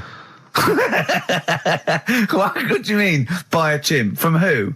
There was this website that was selling stuff. What you could actually What are you talking about? Right, here we go then, right? I looked at it. Here's some of the other animals that were on there. No, wait a minute. What, are these poachers? I don't know. What, the zoos that got bored with them? Where can you buy a chimp? I don't want to give it a plug. Right, Some go on website, then. right? So what are the other animals available? Right, well, that'll give you some prices with the other animals, then you can try and work out if it's cheap as chimps, right? So, right, a camel. What do you reckon? £25,000. Right, $8,000 for a camel, right? Sloth, 40 quid. $3,000. Right. Last one, Bengal tiger, Oh, that's got to be pricey. $12,000. $1,800. What? Yeah. Carl, this is an awful website. That can't be true, mate. Right, That's so awful. a chimp, Well, a chimp, $5,000. I'm going to go with $1,000. 55,000. What? Yeah. That doesn't make sense. It's mad, isn't it? Yeah. So, But I don't know what to say because this is rubbish anyway. What website can you buy? Okay, get me a tiger. Here's $1,000. Get me a tiger. well, I don't know You're an idiot. if postage and packages and... Sorry, so where does the cheapest chimps element come in? Well, that's sort Aren't of you supposed to rounds it up. shout, it's cheapest chimps at the end? Well, it isn't. That's why I want to finish the feature. I don't know what is the cheapest chimps? Oh, this is amazing. This is amazing broadcasting. So, We're up for a Sony Award, aren't we? I hope they're listening because it's ours. Yeah. With features like Cheapest Chips, it's ending because they're not. It's in the bag. And do you remember? Here's Athlete. Can't stop the Red Hot Chili Peppers. Well, I've got news for you, boys. I don't want to stop you. I love your funk rock fusion. Word of warning, no nudity. Repeat, no nudity at this gig. I do it like you. I think you should host a whole show like that. It's lovely that. So, have you ever done any DJ, like proper DJ, like in a pub or a club? Because I know Carl had his own. I had my own disco when I was a kid. Yeah, not proper. I had a gig once when I had to. It was 2 nights a week in the local pub.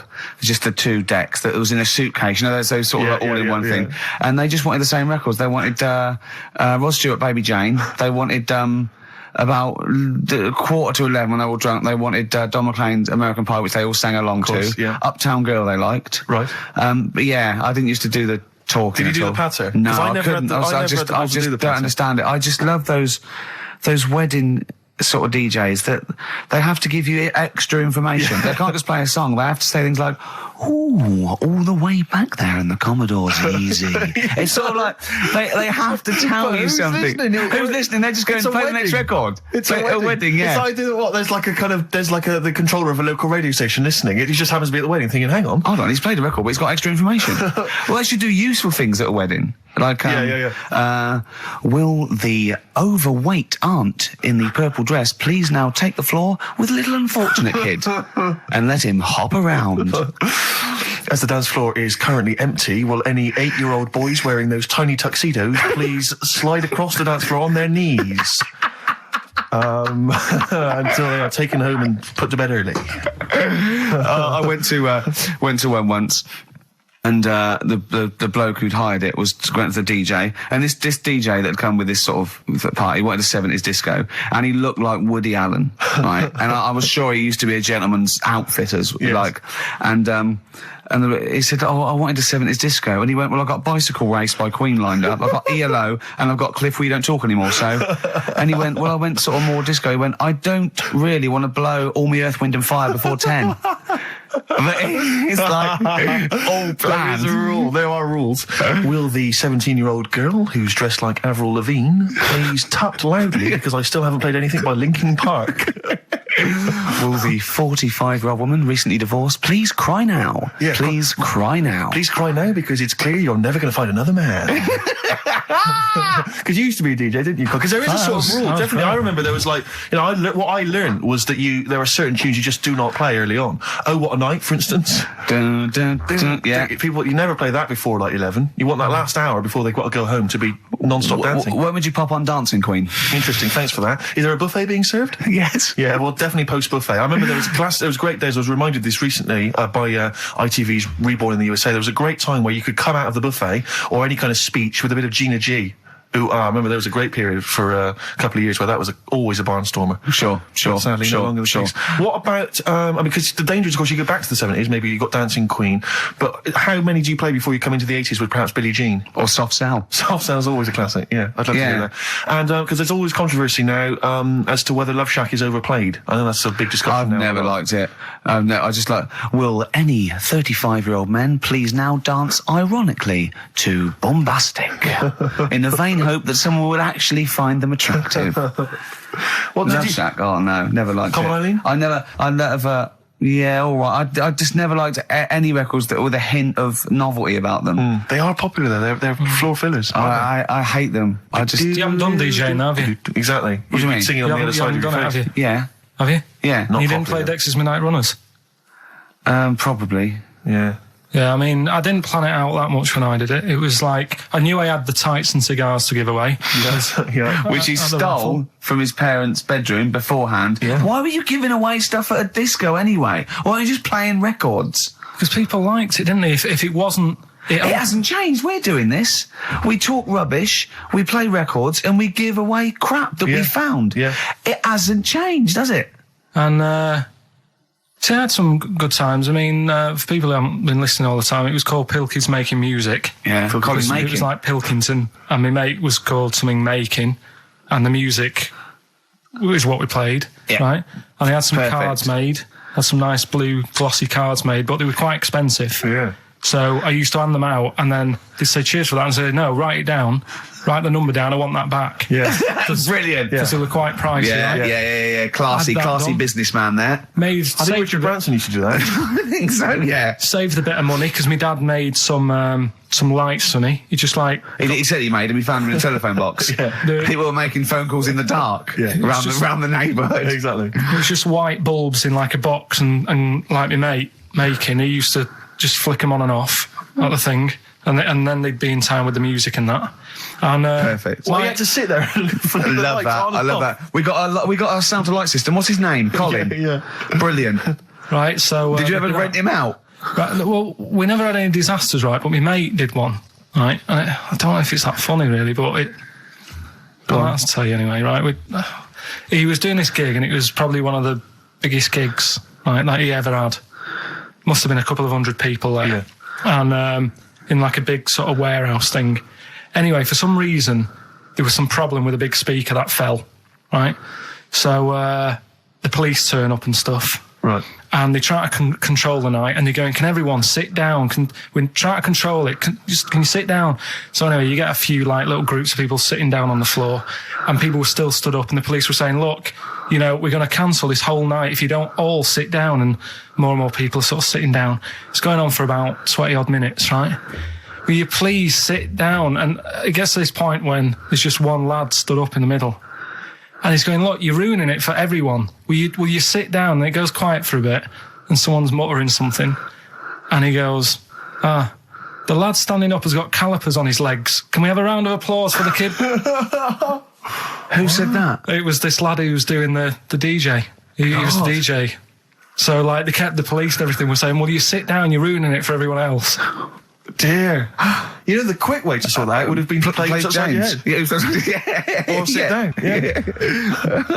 But most of mine I had good nights. Yeah. Always got rebooks and stuff. And I had a bunch of Venture Scouts, went mental once, had a food fight. What were you playing to Venture Scouts for? Well, we got booked by everyone, Rick. We started with weddings and local, things, but we soon went up. At one point we played a massive gig in a big tent in the middle of nowhere for some scouts, and they absolutely loved us. Rage Against the Machine. Oh, they couldn't believe their luck. Do you know when they say weddings and bar mitzvahs? Do they get a lot of discos playing bar mitzvahs? Is that a big? I don't know. So. What happens at a bar mitzvah? Well, I've never been to a bar mitzvah. Could someone phone in if you had a little bar mitzvah? Tell me what it was like. What do you play at a bar mitzvah? I don't know what the occasion is really. It's becoming a man, isn't it? Yeah. All right. We learned something, won't we, Carl? Yeah, all right. Do you want them to phone in? Yeah. Do we? Well, I want to know if they really do have DJs at bar mitzvahs. All right. Oh wait, how interested are you in that? Well, I don't want to embarrass myself one day. Sure. Let's see, Carl, you've got to learn, haven't you? I'll tell you what, have we got time for the film thing as well? Yeah, play the film thing now. No, let's play a tune. Let's play a tune. Oh, I can't believe my luck. Bit of Cure? Yeah. Forest, The Cure, on XFM 104.9. Wow. Brilliant. Someone called in, she's been to a bar mitzvah, and they do have apparently a crap disco. And apparently, what happens? Well, Carl asked her what happens. She said, you just sit around and see the kid who's getting bar mitzvah, or the man now, get given loads of money. Right. And I said, is there a female equivalent? And apparently there is a female equivalent of a bar mitzvah, but she didn't know what it was called. What's that? A bar titzvah. Right, I'm just going to add to the list of people we've offended. Sorry to Jewish people as well. Yeah, we've got to So sorry to Jewish people, sorry to Chinese people, sorry to Welsh people. Ugly fat women. Well, don't put the Welsh in twice. Sorry to Elvis fans. Elvis fans. Animal lovers. Animal lovers. Brilliant. Lovers of great radio. Yeah. That was, music lovers. Good, well, sorry about that. Apologies to all of you. Yeah. And, we haven't even had time for, we haven't got time for the film thing this week. Oh, why not? Just, it's running tight, really. Are you sure? We haven't done Cheeky Freak of the Week. That's a new feature, isn't it? That's a new feature. Cheeky Freak of the Week. Let's do Cheeky Freak of the Week. What is the cheekiest freak of the week? I'm just going to apologise now. I've just had freaks. Sorry to freaks. Okay. Right, go ahead. Well, I say it's a new feature, but we've sort of touched on it in the past with... We always talk about freaks. Hairy Chinese Kid. Yeah. We've had The Pillow Man. Yeah. Oh, you called a draft excluder. Just make a note of that, would you, Rick, on the list? People without arms and legs. But at least, you see, The Pillow Man, what do you picture? Because I was saying to Ricky in the week, right, I'm a great fan of The Elephant Man.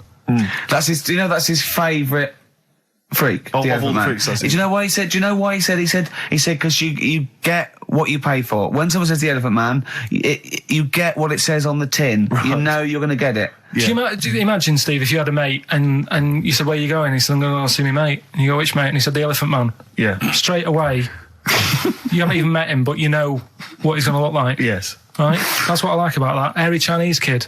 Yeah, you know what you're going to get. Pillow Man. Yeah. Not so good. What does that mean? It could be one of those big fat things on that show, couldn't it? A big pillow, like a... Yeah. They had that big thing about the fat people and feeders. They were getting up to like 60 stone and that big one. And there's a thing called fat admirers that just fancy fat women, right? And you writing that down? Yeah, sorry. And they had blow up versions. It looked like a bouncy castle. Wow. Yeah. Really? Yeah. You'd be knackered when you blew that up. Yeah, you just wouldn't want to go forget it. Yeah. Oh God, that's people being cruel as well, isn't it? Because after watching the programme on Channel 4 about the fat people and fellas who like them and stuff, there was a story on one of the news websites about some fella in Germany, right? He was a big fella, must have been about 50 stone, and he fell over, right? And I think he hurt his ankle or something.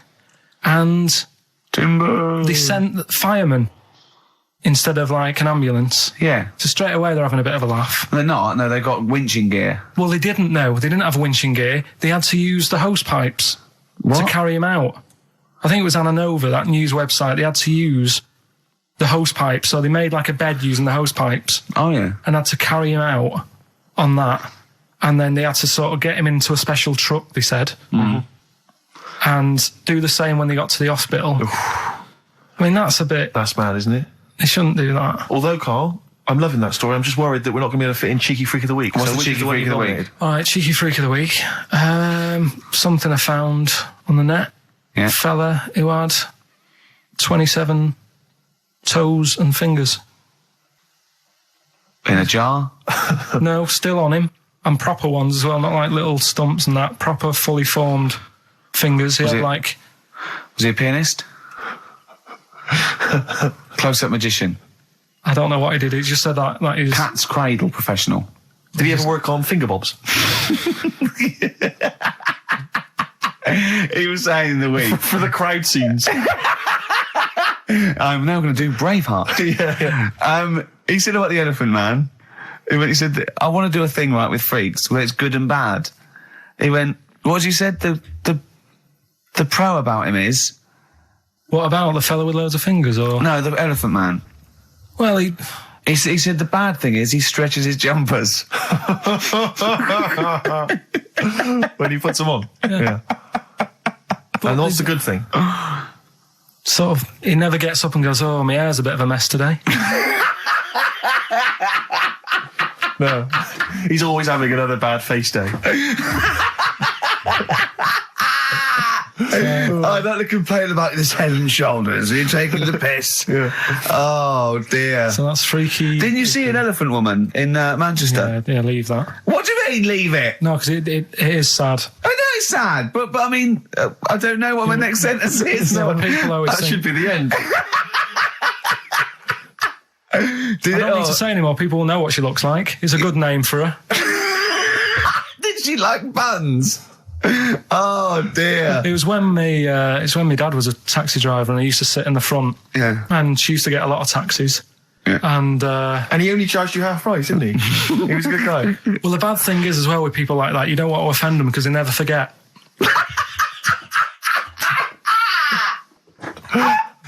Oh, go!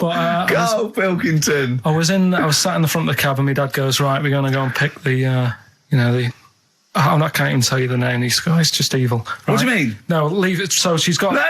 No, Karl, please. tell me what he said. No. You've already stitched him up. He's thieving things from little Welsh I don't fellas. care. Right, what did he call her? Steve, back me up on this. I really don't want to be to... fair, our opinion of him is already pretty low. Look, tell me what he said. No, it's not. I'm scared of what my dad gets. It's the person who's got the She's thing not wrong. listening, is she? Well, her headphones wouldn't fit on her head. Tell me what he called her. I don't want to. Tell me what he called her, Karl. I'm getting angry, man. Tell me what he called her. No, I'll leave that. Honestly, Tell me what he... It doesn't matter. Tell me what he called her. Karl, just... I'm going to go... Seriously, I want to know what he called her. Right, you're not going to stop this show. We're not doing the next show until you tell me what he called her. What did your father call the elephant head woman? Tell me. Spudhead. How old were you? I don't know, about 9.